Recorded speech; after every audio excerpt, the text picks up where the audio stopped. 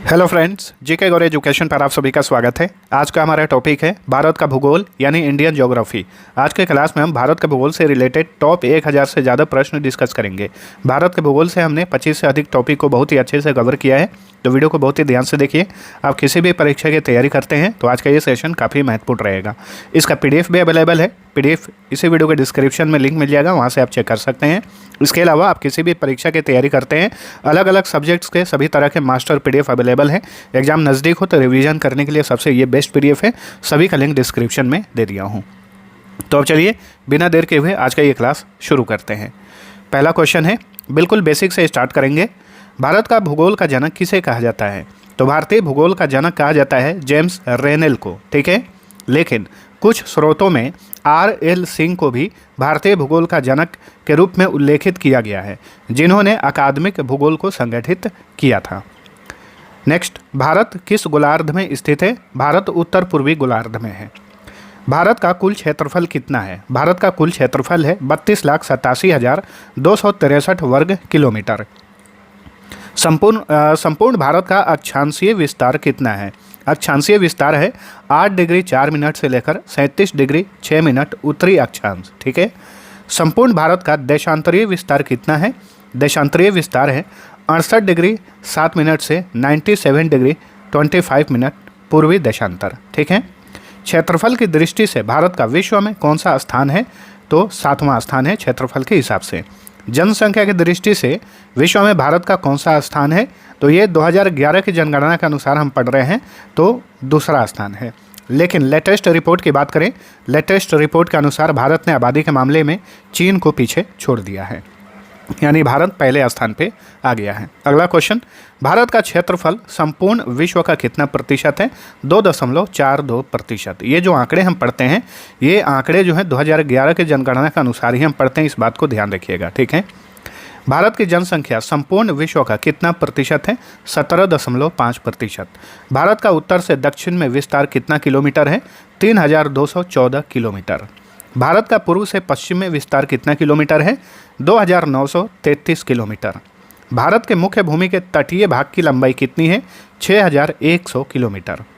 भारत की स्थल सीमा की लंबाई कितनी है? 15,200 किलोमीटर। द्वीपों सहित भारत की कुल तटीय सीमा की लंबाई कितनी है? तो देखिए, द्वीपों सहित भारत की कुल तटीय सीमा की लंबाई हो गई है 11,098.81 किलोमीटर। पहले ये 7,516.6 किलोमीटर था, लेकिन हाल ही फिलहाल में देखिए भारत सरकार ने फिर से मापा है, द्वीपों सहित भारत की कुल तटीय लंबाई को मापा गया तो ये निकला 11,098.81 किलोमीटर। तो याद रखिए, भारत की अंतर्राष्ट्रीय सीमा कितने देशों से लगती है? 7 देशों से लगती है। बांग्लादेश, चीन, भूटान, नेपाल, पाकिस्तान, म्यांमार और अफगानिस्तान से। बांग्लादेश की सीमा भारत के कितने राज्यों को स्पर्श करती है? 5 राज्यों को। ये राज्य हैं असम, मेघालय, मिजोरम, त्रिपुरा और पश्चिम बंगाल। नेपाल की सीमा भारत के कितने राज्यों को स्पर्श करती है? ये भी 5 राज्यों को स्पर्श करती है। नेपाल की सीमा उत्तर प्रदेश, बिहार, उत्तराखंड, पश्चिम बंगाल और सिक्किम। भूटान की सीमा भारत के कितने राज्यों को स्पर्श करती है? तो ये राज्य हैं सिक्किम, अरुणाचल प्रदेश, पश्चिम बंगाल और असम, यानी कुल राज्य कितने हुए? 4 हुए। नेक्स्ट, भारत की जलीय सीमा कितने देशों से स्पर्श करती है? जलीय सीमा जो है 7 देशों से लगती है। पाकिस्तान, मालदीव, श्रीलंका, बांग्लादेश, म्यांमार, थाईलैंड और इंडोनेशिया।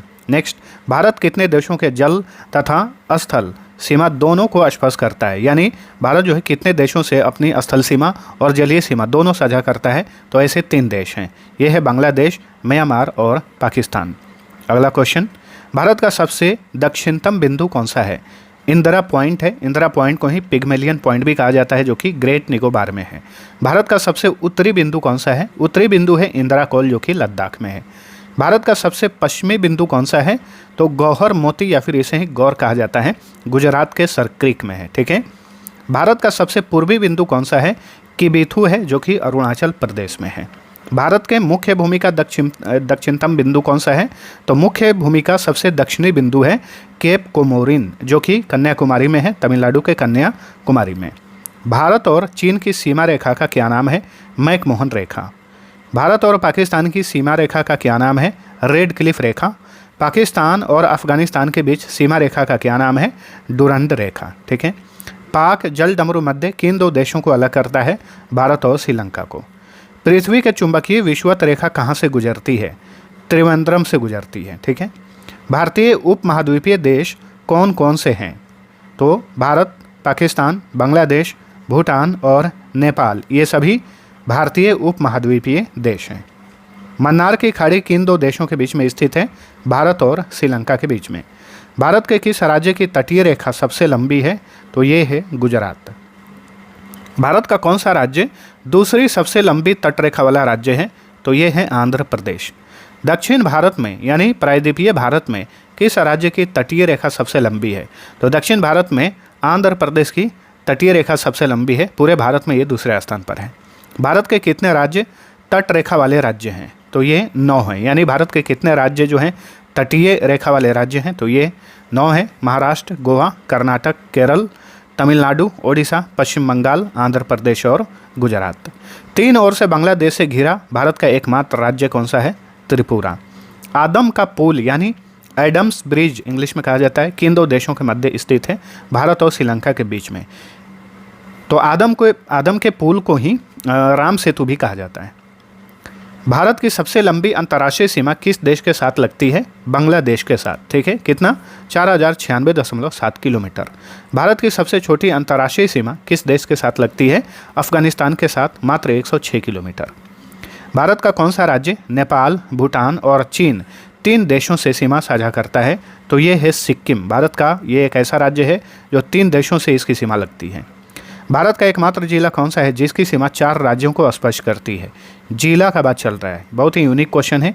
तो ये है सोनभद्र जिला जो कि उत्तर प्रदेश का जिला है। और इस जिला की जो सीमाएं हैं वो भारत के 4 राज्यों से लगती है, बिहार, झारखंड, छत्तीसगढ़ और मध्य प्रदेश से।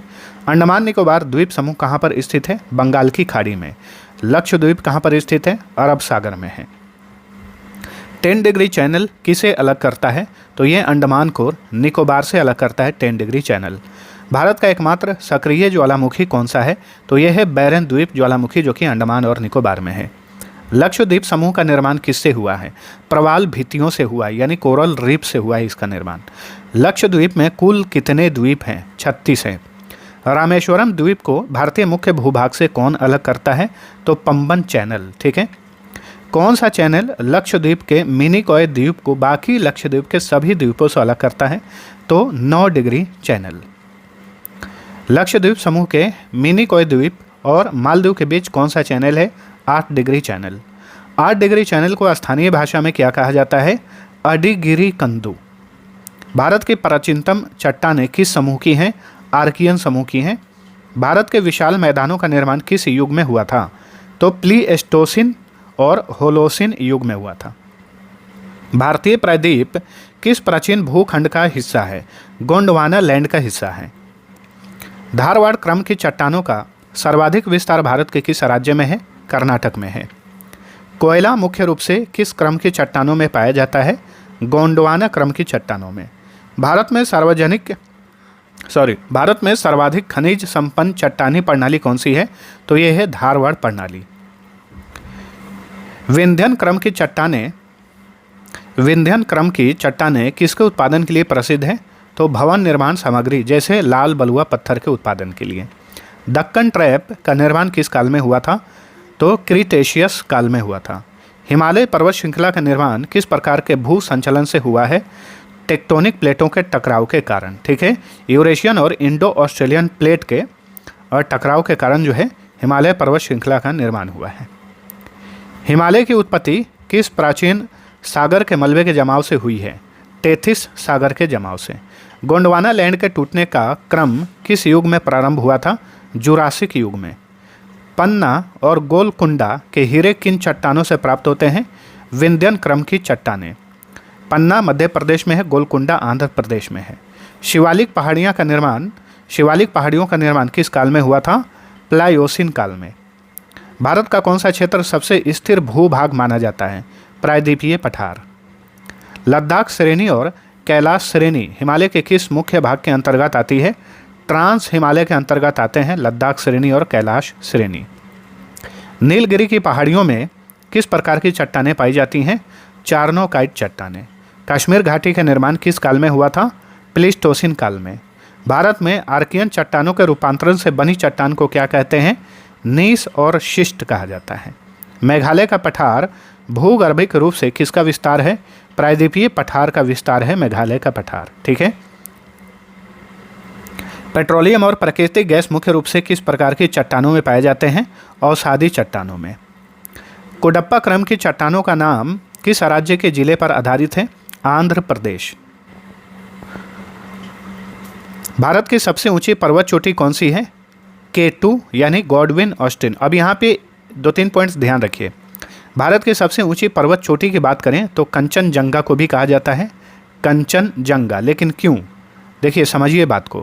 कंचनजंगा जो है ये भी पूर्ण रूप से भारत में नहीं है। ये भारत और नेपाल के बीच में सिक्किम और नेपाल की सीमा पर स्थित है कंचनजंगा। तो नेपाल इसे अपना पर्वत मानता है, भारत अपना, यानी इस पर थोड़ा सा विवाद है।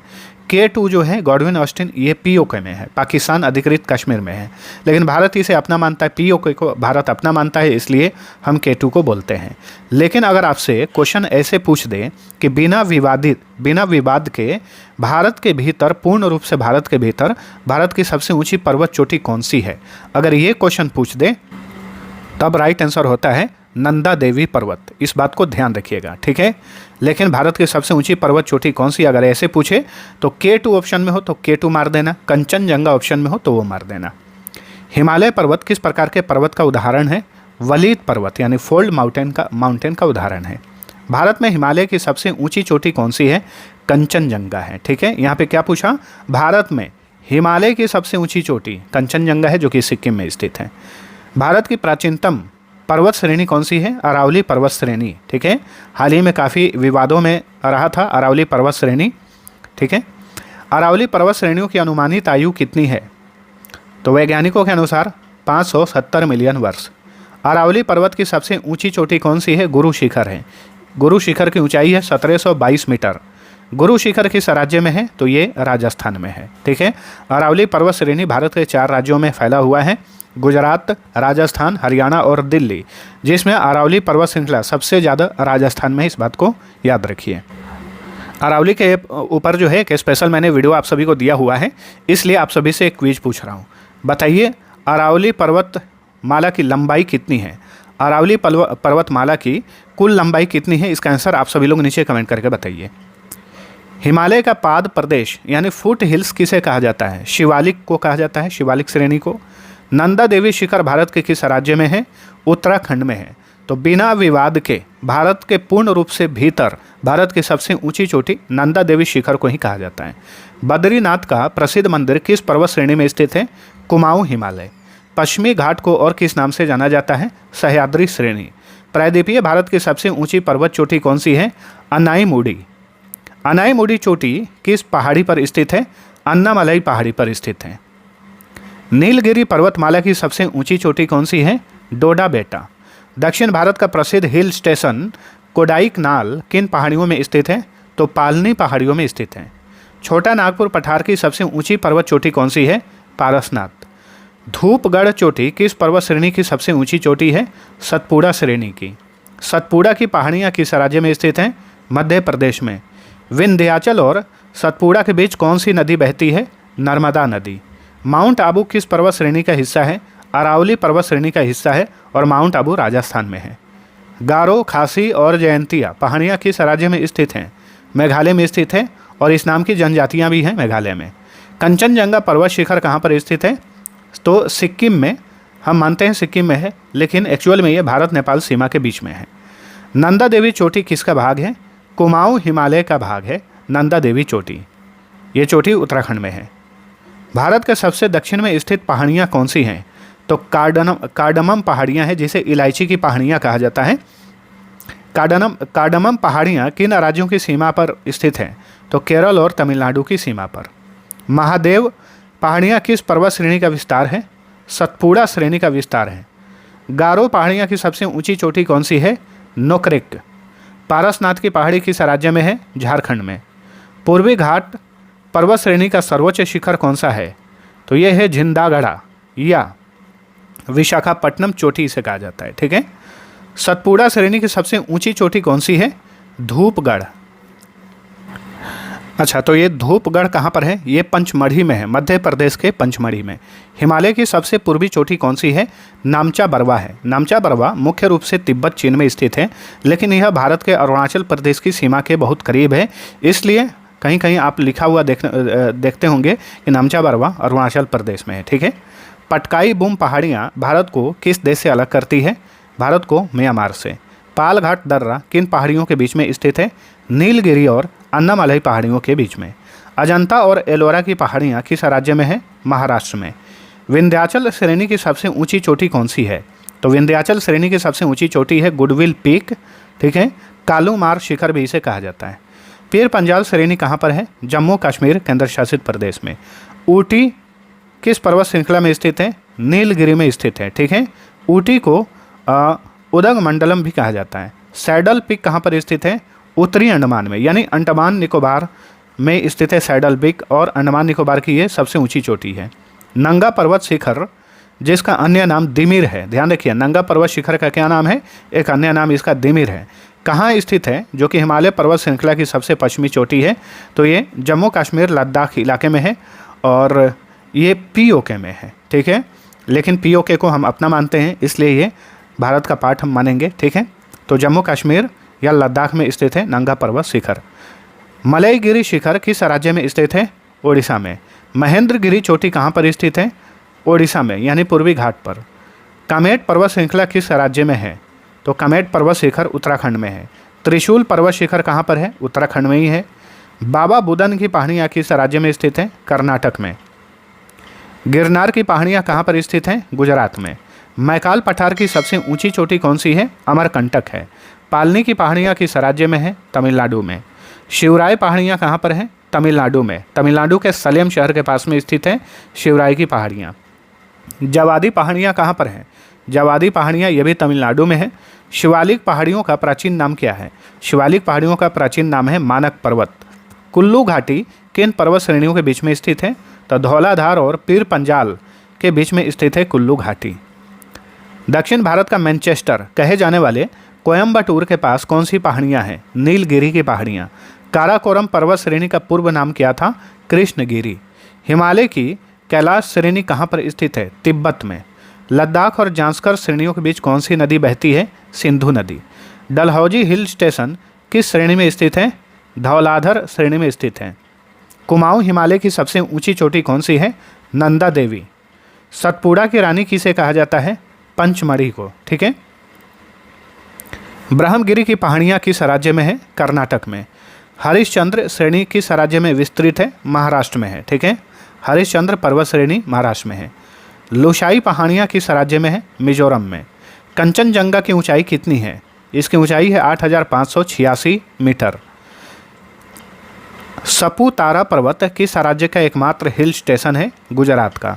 मिशमी पहाड़ियाँ कहाँ पर स्थित है? अरुणाचल प्रदेश में। मांडव पहाड़ियाँ कहाँ पर हैं? गुजरात में है।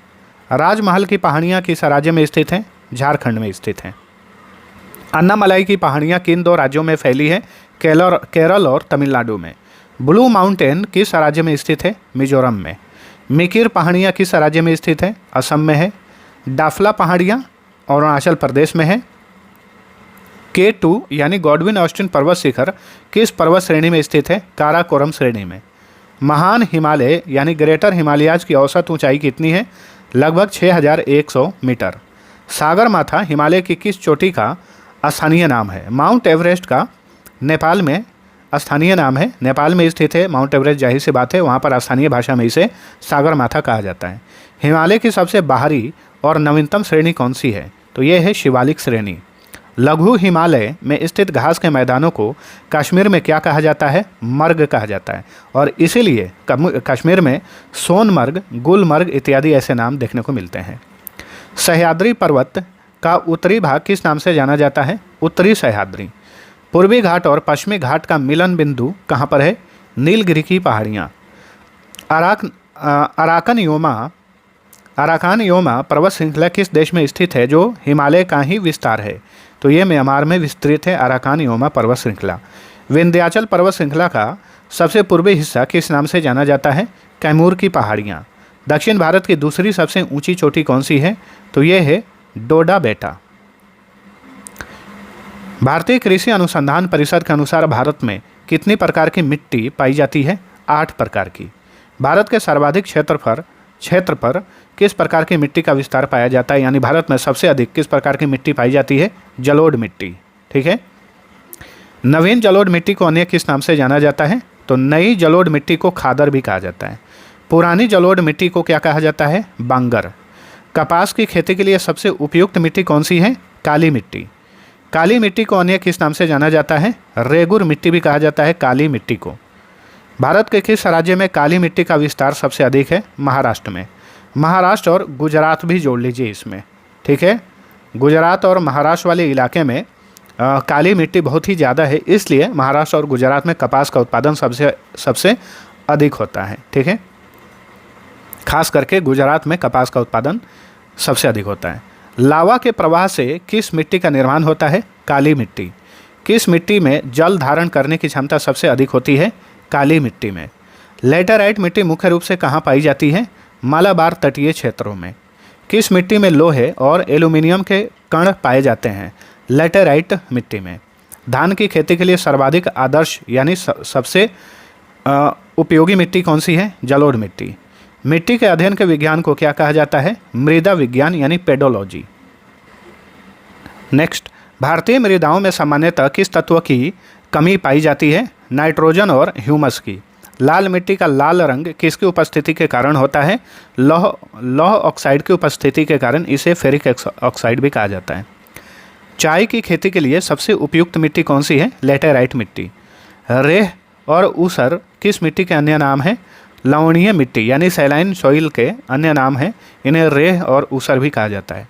गंगा के मैदानों की पुरानी कछारी मिट्टी क्या कहलाती है? बांगर। किस प्रकार की मिट्टी में जिप्सम का प्रयोग करके उसे उपजाऊ बनाया जाता है? क्षारीय मिट्टी में जिप्सम मिलाकर जो है उसे उपजाऊ बनाया जाता है। शुष्क यानी सूखा, अर्ध शुष्क यानी कुछ सूखे यानी आधे सूखे क्षेत्रों में पाई जाने वाली मिट्टी कौन सी है? मरुस्थलीय मिट्टी। काजू की खेती के लिए कौन सी मिट्टी सबसे उपयुक्त है? तटीय लेटेराइट मिट्टी। मृदा अपरदन को कैसे रोका जा सकता है? वृक्षारोपण करके। किस मिट्टी का निर्माण बेसाल्ट चट्टानों के टूटने फूटने से होता है? काली मिट्टी। जलोढ़ मिट्टी में किसकी अधिकता होती है? पोटाश की। भारत के उत्तरी मैदान में किस मिट्टी का विस्तार सबसे अधिक है? जलोढ़ मिट्टी। मूंगफली की खेती के लिए सबसे उपयुक्त मिट्टी कौन सी है? रेतीली या हल्की दोमट मिट्टी। दलदली मिट्टी में किसकी मात्रा अधिक होती है? कार्बनिक पदार्थ और ह्यूमस की मात्रा अधिक होती है दलदली मिट्टी में। प्रायद्वीपीय भारत में क्षेत्रीय मृदा के किस प्रकार का विस्तार सबसे अधिक है? लाल और पीली मिट्टी। मृदा की अम्लीयता कम करने के लिए उसमें क्या मिलाया जाता है? चूना मिलाया जाता है यानी लाइम। कौन सी मिट्टी स्वतः जुताई वाली मिट्टी कहलाती है? काली मिट्टी। सूखने पर दरारें पड़ने के कारण इसे स्वतः जुताई वाली मिट्टी कहा जाता है काली मिट्टी को। किस मिट्टी में नाइट्रोजन स्थिरीकरण करने वाली फसलों को उगाना लाभकारी है? जलोढ़ और बलुई मिट्टी में। भारत में लाल मिट्टी का विस्तार सबसे अधिक किन राज्यों में है? आंध्र प्रदेश और तमिलनाडु। निक्षालन यानी लीचिंग की प्रक्रिया से किस मिट्टी का निर्माण होता है? लेटेराइट मिट्टी। काली मिट्टी का काला रंग किसकी उपस्थिति के कारण होता है? तो टिटेनी, फेरस, मैग्नेटाइट और जीवांश। किस मिट्टी में पोटाश की मात्रा अधिक लेकिन फास्फोरस की कमी होती है? जलोढ़ मिट्टी में। पर्वतीय क्षेत्रों में किस प्रकार की मृदा पाई जाती है? वनीय मृदा यानी फॉरेस्ट सॉइल पाया जाता है। नेक्स्ट, अपरदन के कारण बीहड़ों का निर्माण किस नदी बेसिन में सबसे अधिक हुआ है? चंबल नदी बेसिन में। मृदा स्वास्थ्य कार्ड योजना भारत में कब शुरू की गई थी? 2015 में। जलोढ़ मिट्टी भारत के कुल भौगोलिक क्षेत्रफल के लगभग कितने प्रतिशत भाग पर है? लगभग 43% भाग पर। जलमग्नता की स्थिति में किस मिट्टी का निर्माण होता है? पीठ या दलदली मिट्टी। मृदा प्रोफाइल की सबसे ऊपरी परत क्या कहलाती है? ओ स्तर यानी ऑर्गेनिक लेयर। केंद्रीय मृदा संरक्षण बोर्ड का गठन कब किया गया था? 1953 में। रेगिस्तानी मिट्टी में किस खनिज की अधिकता होती है? कैल्शियम की। किस प्रकार की मिट्टी में फॉस्फोरिक एसिड की कमी पाई जाती है? लेटेराइट और लाल मिट्टी में। काली मिट्टी को चेरनोजेम किस वैश्विक मृदा वर्गीकरण के समान माना जाता है? अंतर्राष्ट्रीय स्तर की काली मिट्टी। मिट्टी के मिट्टी के कटाव को रोकने के लिए ढालों पर की जाने वाली खेती क्या कहलाती है? सीढ़ीदार खेती यानी टेरेस फार्मिंग। भाबर क्षेत्र में किस प्रकार की मिट्टी पाई जाती है? कंकड़ पत्थरों वाली मोटी मिट्टी। कछारी मिट्टी किसका दूसरा नाम है? जलोढ़ मिट्टी का ही दूसरा नाम है कछारी मिट्टी। राजस्थान के पश्चिमी भाग में किस मिट्टी की प्रधानता है? रेतीली मिट्टी। मृदा का पीएच मान कितना होने पर वह पौधों के लिए आदर्श मानी जाती है? 6 से 7 के बीच में। भारत की सबसे लंबी नदी कौन सी है? गंगा नदी। गंगा नदी की कुल लंबाई कितनी है? 2525 किलोमीटर। गंगा नदी का उद्गम स्थल कहाँ पर है? गंगोत्री ग्लेशियर गौमुख उत्तराखंड में है। ठीक है, और ये गंगा नदी जो है भारत के 5 राज्यों से होते हुए फिर बांग्लादेश में प्रवेश करती है। बांग्लादेश में गंगा को पद्मा कहा जाता है, फिर ये बांग्लादेश होते हुए बंगाल की खाड़ी में जाकर गिर जाती है, ध्यान रखिए। अलकनंदा और भागीरथी का संगम कहाँ पर होता है? देवप्रयाग में। और इन्हीं 2 नदियों के मिलने से, अलकनंदा और भागीरथी के मिलने से ही देवप्रयाग में गंगा नदी का निर्माण होता है। ठीक है, बांग्लादेश में गंगा नदी को किस नाम से जाना जाता है? पद्मा। ब्रह्मपुत्र नदी को तिब्बत में किस नाम से जाना जाता है? सांगपो। विश्व का सबसे बड़ा नदी द्वीप माजुली किस नदी पर स्थित है? ब्रह्मपुत्र नदी। और ये माजुली द्वीप जो है असम में है। सुंदरबन डेल्टा किन नदियों द्वारा बनाया जाता है? गंगा और ब्रह्मपुत्र नदियों से ही सुंदरबन डेल्टा का निर्माण होता है। सिंधु नदी का उद्गम स्थल कहाँ पर है? मानसरोवर झील, तिब्बत में। भारत की कौन सी नदी कर्क रेखा को 2 बार काटती है? Very important question. तो ये है माही नदी, कर्क रेखा को 2 बार काटती है। दक्षिण भारत की सबसे लंबी नदी कौन सी है? गोदावरी नदी। वेद गंगा या दक्षिण गंगा के नाम से किसे जाना जाता है? गोदावरी नदी को। कावेरी नदी का उद्गम स्थल कहाँ है? ब्रह्मगिरी की पहाड़ियाँ, कर्नाटक में। दक्षिण भारत की गंगा किसे कहा जाता है? कावेरी नदी को। अब यहाँ पे ध्यान दीजिए, वेद गंगा या दक्षिण गंगा किसे कहा जाता है? तो दक्षिण गंगा कहा जाता है गोदावरी को, वहीं दक्षिण भारत की गंगा कहा जाता है कावेरी को। तो ये डिफरेंस आपको ध्यान होने चाहिए, यहीं से क्वेश्चन जो है कन्फ्यूज करता है। बंगाल का अशोक किस नदी को कहा जाता है? दामोदर नदी को। बिहार का अशोक किस नदी को कहा जाता है? कोसी नदी को। कोसी नदी के कारण बिहार में, उत्तरी बिहार में काफ़ी बाढ़ आता है, इसी वजह से इसे बिहार का अशोक कहा जाता है। इस तरीके से भी ये क्वेश्चन पूछता है कि भारत में सबसे अधिक मार्ग बदलने वाली नदी कौन सी है? तो ये कोसी नदी ही है। ठीक है, ओडिशा का अशोक किसे कहा जाता है? महानदी को कहा जाता है। विंध्याचल और सतपुड़ा पर्वत श्रेणियों के बीच कौन सी नदी बहती है? नर्मदा नदी। पश्चिम की ओर बहने वाली भारत की सबसे लंबी नदी कौन सी है? नर्मदा नदी। धुआंधार जलप्रपात किस नदी पर स्थित है? नर्मदा नदी पर, जबलपुर में, मध्य प्रदेश में स्थित है। शिव समुद्रम जलप्रपात किस नदी पर बना है? कावेरी नदी पर। प्रायद्वीपीय भारत की वह नदी जो एस्टुअरी बनाती है, तो ये नर्मदा और ताप्ती नदियां हैं जो एस्टुअरी बनाती हैं। लूनी नदी कहाँ लुप्त हो जाती है? कच्छ के रण में जाकर लुप्त हो जाती है। प्रायद्वीपीय भारत की एकमात्र बारहमासी नदी कौन सी है? तो यह है कावेरी नदी, जो कि 12 मास बहते रहती है। साबरमती नदी का उद्गम किस राज्य से होता है? राजस्थान के अरावली श्रेणी से। वेदों में किस नदी को नदी तमा यानी नदियों में श्रेष्ठ कहा गया है? तो सरस्वती नदी को। सरस्वती नदी जो है अभी एग्जिस्ट नहीं करती है, ये एक काल्पनिक नदी है, इस बात को ध्यान रखिएगा। नासिक शहर किस नदी के तट पर स्थित है? गोदावरी नदी के तट पर। उज्जैन किस नदी के तट पर है? शिप्रा नदी। अयोध्या किस नदी के तट पर है? सरयू नदी। विजयवाड़ा शहर किस नदी के तट पर है? कृष्णा नदी। श्रीरंगपट्टनम द्वीप किस नदी पर स्थित है? कावेरी नदी। यमुना नदी गंगा में कहाँ मिलती है? प्रयागराज में यानी इलाहाबाद में। सिंधु जल समझौता जो कि 1960 में हुआ था, किन 2 देशों के बीच में हुआ था? भारत और पाकिस्तान के बीच में। किशन गंगा किसकी सहायक नदी है? झेलम की सहायक नदी है। झेलम नदी का प्राचीन नाम क्या था? वितस्ता। ठीक है, इसलिए वितस्ता का युद्ध हुआ था सिकंदर और राजा पोरस के बीच में, तो झेलम नदी के किनारे ही हुआ था, और झेलम नदी को पहले वितस्ता कहा जाता था, इसलिए उसे वितस्ता का युद्ध कहा जाता है। श्रीनगर किस नदी के तट पर स्थित है? झेलम नदी। मांडवी और जुआरी नदियाँ किस राज्य में बहती हैं? गोवा में बहती हैं। सतलुज नदी भारत में किस दर्रे से प्रवेश करती है? शिपकिला दर्रा से। चंबल नदी किसकी सहायक नदी है? यमुना की सहायक नदी है चंबल नदी। गोमती नदी का उद्गम स्थल कहाँ पर है? फुलहर झील, उत्तर प्रदेश के पीलीभीत में। केन, बेतवा, चंबल नदियाँ किस दिशा की ओर बहती हैं? ये तीनों नदियाँ उत्तर की ओर बहती हैं। ठीक है, ब्रह्मपुत्र नदी भारत के किस राज्य में सर्वप्रथम प्रवेश करती है? अरुणाचल प्रदेश में। लोहित और दिबांग किसकी सहायक नदियां हैं? ब्रह्मपुत्र की ये सहायक नदियां हैं, लोहित और दिबांग। सोन नदी का उद्गम स्थल कहाँ पर है? सोन नदी का उद्गम स्थल है अमरकंटक की पहाड़ियाँ।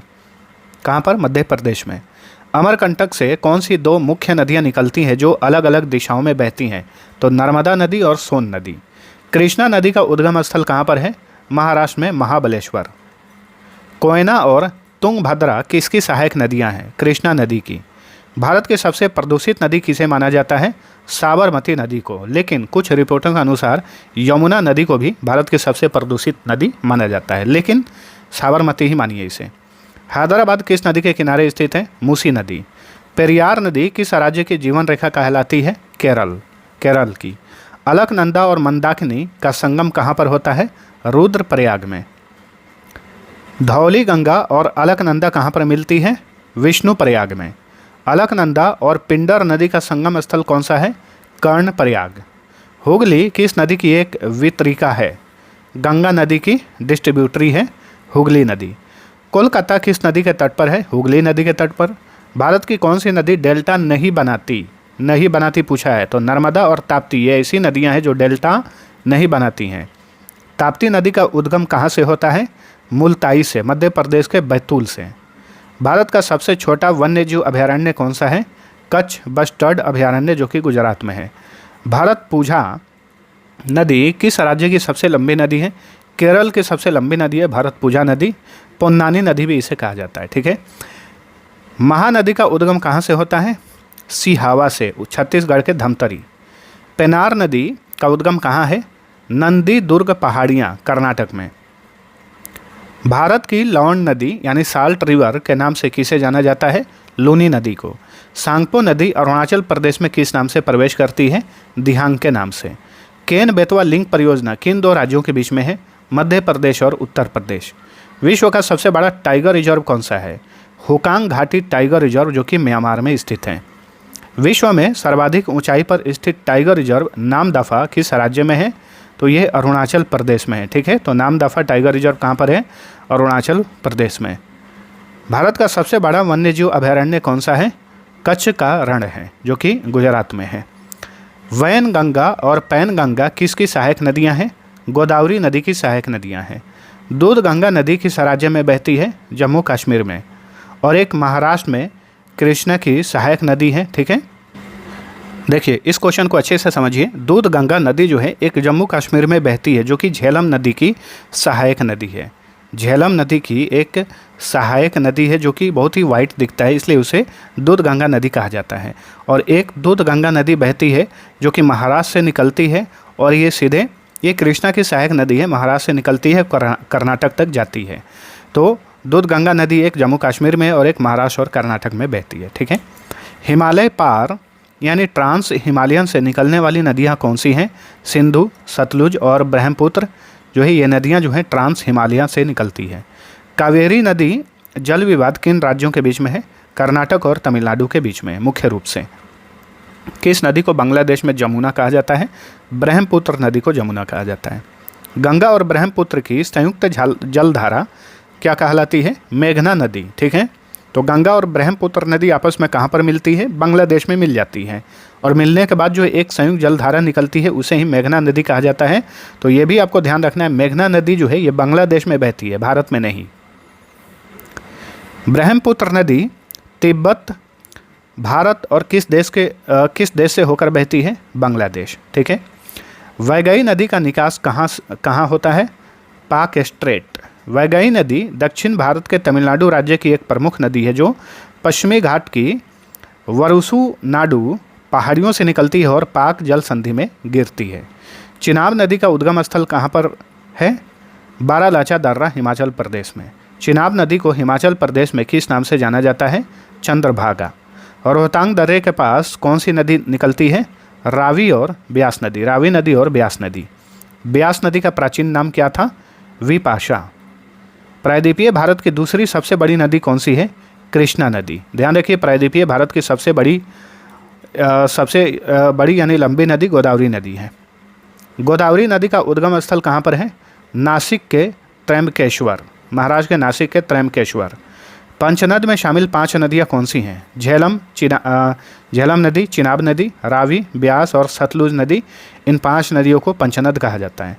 स्वर्ण रेखा नदी किस राज्य में बहती है? झारखंड में। ठीक है, जमशेदपुर शहर जो है इसी नदी के किनारे हैं। भारत की अधिकांश नदियाँ किस दिशा की ओर बहती हैं? पूर्व की ओर बहती हैं अधिकांश नदियाँ। ठीक है, और ये बंगाल की खाड़ी में जाकर गिर जाती हैं। प्रायद्वीपीय भारत की वे 2 प्रमुख नदियाँ कौन सी हैं जो पश्चिम की ओर बहती हैं? तो नर्मदा और ताप्ती। ठीक है, ये ऐसी 2 प्रमुख नदियाँ हैं जो पश्चिम की ओर बहती हैं। चंबल, केन, बेतवा नदियाँ प्रायद्वीपीय पठार से निकलकर किस दिशा की ओर बहती है? उत्तर की ओर। नर्मदा नदी किन 2 पर्वत श्रेणियों के बीच पश्चिम की ओर प्रवाहित होती है? विंध्याचल और सतपुड़ा श्रेणी। सिंधु नदी भारत में मुख्य रूप से किस दिशा में प्रवाहित होती है? उत्तर पश्चिम की ओर। सोन नदी अमरकंटक पहाड़ी से निकलकर किस दिशा की ओर बहती है? उत्तर की ओर। लूनी नदी का प्रवाह मार्ग मुख्य रूप से किस दिशा में है? दक्षिण पश्चिम की ओर। ब्रह्मपुत्र नदी तिब्बत में सांगपो के नाम से किस दिशा में बहती है? पूर्व की ओर। माही नदी किस दिशा में बहती हुई खंबात की खाड़ी में गिरती है? दक्षिण पश्चिम की ओर बहते हुए। ठीक है, और माही नदी जो है कर्क रेखा को 2 बार काटती है, ध्यान रखिए। कृष्णा, कावेरी और गोदावरी नदियाँ किस दिशा की ओर प्रवाहित होती है? पूर्व की ओर। साबरमती नदी अरावली से निकलने के बाद किस दिशा में बहती है? दक्षिण की ओर। पेरियार नदी केरल में किस दिशा की ओर बहकर अरब सागर में गिरती है? पश्चिम की ओर बहकर। हिमालय से निकलने वाली अधिकांश नदियों का प्रवाह मार्ग सामान्यतः कैसा है? तो उत्तर से दक्षिण पूर्व की ओर। प्रायद्वीपीय पठार की नदियों का झुकाव पूर्व की ओर होने का मुख्य कारण क्या है? दक्कन के पठार का ढाल पश्चिम से पूर्व की ओर होना। शरावती और भारतपुझा नदियाँ किस दिशा में बहती हैं? पश्चिम की ओर। गंगा की सबसे लंबी सहायक नदी कौन सी है? यमुना। यमुना नदी गंगा में किस स्थान पर मिलती है? प्रयागराज में, इलाहाबाद में। तो ये क्वेश्चन हम देख चुके हैं। चंबल, केन, बेतवा किसकी प्रमुख सहायक नदियां हैं? यमुना नदी की। गंगा की वह सहायक नदी कौन सी है जिसका उद्गम मैदानी क्षेत्र फुलहर झील से होता है? गोमती नदी। गंडक नदी को नेपाल में किस नाम से जाना जाता है? शालिग्रामी या नारायणी नदी। कोसी नदी गंगा में किस स्थान पर आकर मिलती है? कुरसेला, कटिहार, बिहार में। अमरकंटक के पठार से निकलकर उत्तर की ओर बहने वाली गंगा की सहायक नदी कौन सी है? सोन नदी। घाघरा और सोन नदी के बीच जल विभाजक का कार्य कौन सी श्रेणियाँ करती हैं? कैमूर की पहाड़ियाँ। पुनपुन नदी गंगा में कहाँ मिलती है? पटना, फतुहा में। गंगा की किस सहायक नदी को बिहार का शोक कहा जाता है? कोसी नदी को। रामगंगा नदी गंगा में कहाँ मिलती है? कन्नौज के निकट। शारदा नदी जिसे काली नदी भी कहा जाता है किसकी सहायक नदी है? घाघरा नदी की। दक्षिण से उत्तर की ओर बहकर यमुना में मिलने वाली नदी कौन सी है? चंबल नदी।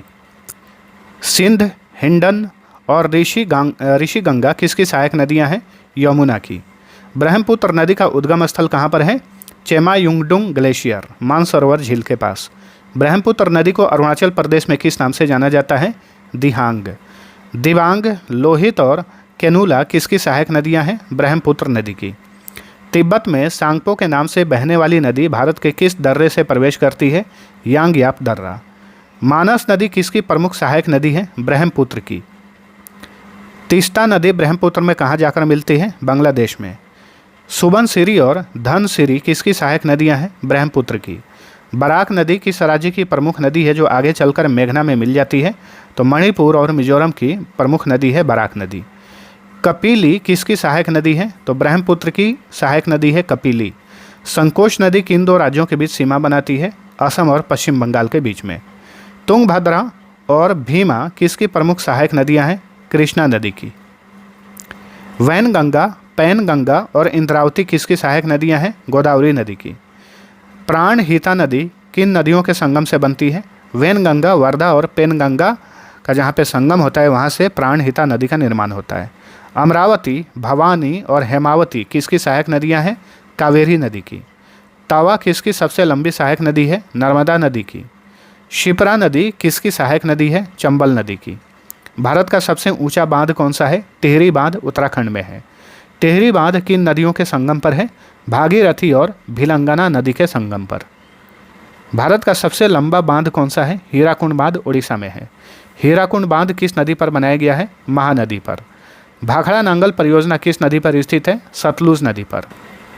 सरदार सरोवर बांध किस नदी पर निर्मित है? नर्मदा नदी पर, गुजरात में। दक्षिण भारत की सबसे बड़ी बहुउद्देशीय परियोजना कौन सी है? तुंगभद्रा परियोजना। नागार्जुन सागर बांध किस नदी पर स्थित है? कृष्णा नदी पर स्थित है, तेलंगाना और आंध्र प्रदेश के सीमा पर। इडुक्की बांध किस राज्य में और किस नदी पर है? तो ये केरल में है, पेरियार नदी पर। मेट्टूर बांध किस नदी पर बनाया गया है? कावेरी नदी पर। यह बांध तमिलनाडु में है। अलमाटी बांध किस नदी पर है? कृष्णा नदी पर, और यह बांध कर्नाटक में है। देखिए, प्रत्येक क्वेश्चन से एक या दो फैक्ट्स निकलते हैं, वो भी प्रश्न बनते हैं, तो सारे इंपॉर्टेंट पॉइंट्स को आपको ध्यान में रखने हैं। तो आज हम देख रहे हैं भारत का भूगोल। जस्ट इससे पहले हमने विश्व का भूगोल कवर किया था, जिसमें हमने 40 से अधिक टॉपिक कवर किए और 1000 प्रश्न हमने कवर किया था विश्व के भूगोल से। जो लोग उस वीडियो को नहीं देखे हैं ज़रूर देखिएगा। दोनों भूगोल, भारत का भूगोल और विश्व का भूगोल जो है 2000 प्रश्न हो जाता है। PDF लेकर रिवीजन ज़रूर किया करिए आप सभी लोग, ताकि ये सारा कंसेप्ट आपका अच्छे से समझ में आ जाए, क्लियर हो जाए। चलिए अगला क्वेश्चन देखते हैं। पोंग बांध, जिसे ब्यास बांध भी कहा जाता है, किस राज्य में है? हिमाचल प्रदेश में है। तो ये पोंग बांध जो है ब्यास नदी पर बना हुआ है। थीन बांध, जिसे रंजीत सागर बांध भी कहा जाता है, किस नदी पर है? रावी नदी पर है। फरक्का बैराज मुख्य रूप से किस उद्देश्य से बनाया गया है? हुगली नदी में जल प्रवाह बढ़ाने के लिए। सलाल जल विद्युत परियोजना किस नदी पर है? चिनाब नदी पर है, जम्मू कश्मीर में। बगलिहार और दुलहस्ती परियोजना, बगलिहार परियोजना, दुलहस्ती परियोजना किस नदी पर है? चिनाब नदी पर। तुलबुल परियोजना जो है ये किस नदी पर है? झेलम नदी पर। शिव समुद्रम परियोजना किस नदी पर स्थित है? कावेरी नदी। माता टीला बांध किस नदी पर बना है? बेतवा नदी पर, उत्तर प्रदेश में। रिहंद बांध परियोजना किस राज्यों की सिंचाई करती है? उत्तर प्रदेश और बिहार की। गांधी सागर, जवाहर सागर और राणा प्रताप सागर बांध किस नदी पर है? चंबल नदी पर। उकाई परियोजना किस नदी पर स्थित है?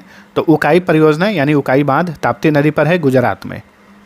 कोयना बांध किस राज्य में स्थित है? महाराष्ट्र में। ठीक है, देखिए ये जो परियोजना हम बात कर रहे हैं, परियोजना मतलब बांध ही होता है, डैम होता है। ठीक है, तो पंचेत बांध, जैसे ये बांध है तो पंचेत परियोजना भी हम बोल सकते हैं।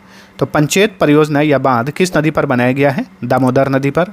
भारत में सिंचाई का सबसे मुख्य साधन क्या है? कुआं और नलकूप। भारत के किस राज्य में नलकूपों द्वारा सिंचाई सबसे अधिक होती है? उत्तर प्रदेश में। प्रायद्वीपीय भारत में सिंचाई का प्रमुख साधन क्या है? तालाब। तालाबों द्वारा सर्वाधिक सिंचाई किस राज्य में होती है? तमिलनाडु में। भारत की सबसे लंबी सिंचाई नहर कौन सी है? इंदिरा गांधी नहर। ठीक है, इसे राजस्थान नहर के नाम से भी जाना जाता है, क्योंकि ये नदी जो है सबसे अधिक राजस्थान में ही बहती है। इंदिरा गांधी नहर को किस नदी से जल प्राप्त होता है? सतलुज और ब्यास नदी से। हरिके बैराज से यह नहर निकलती है, ध्यान रखिएगा, इंदिरा गांधी नहर। ऊपरी बारी दोआब नहर किस नदी से निकलती है? रावी नदी से। त्रिवेणी नहर में किस नदी से पानी आता है? गंडक नदी से। शारदा नहर किस राज्य की सबसे लंबी नहर है? उत्तर प्रदेश की। एडन नहर किस नदी से निकाली गई है? दामोदर नदी से। सरहिंद नहर किस नदी पर स्थित है? सतलुज नदी। सिंचाई की ड्रिप पद्धति किस देश से ली गई है? इजराइल से। केंद्रीय जल आयोग का मुख्यालय कहाँ पर है? नई दिल्ली में।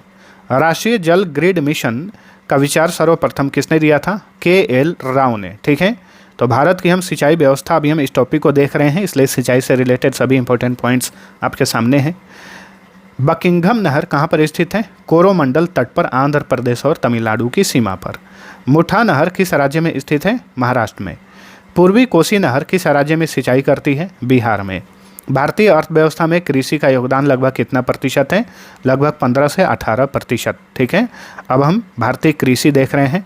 भारत में हरित क्रांति का जनक किसे माना जाता है? डॉक्टर MS स्वामीनाथन को। तो विश्व में हरित क्रांति का जनक नॉर्मन बोरलॉग को कहा जाता है, ये भी आपको ध्यान रखना है।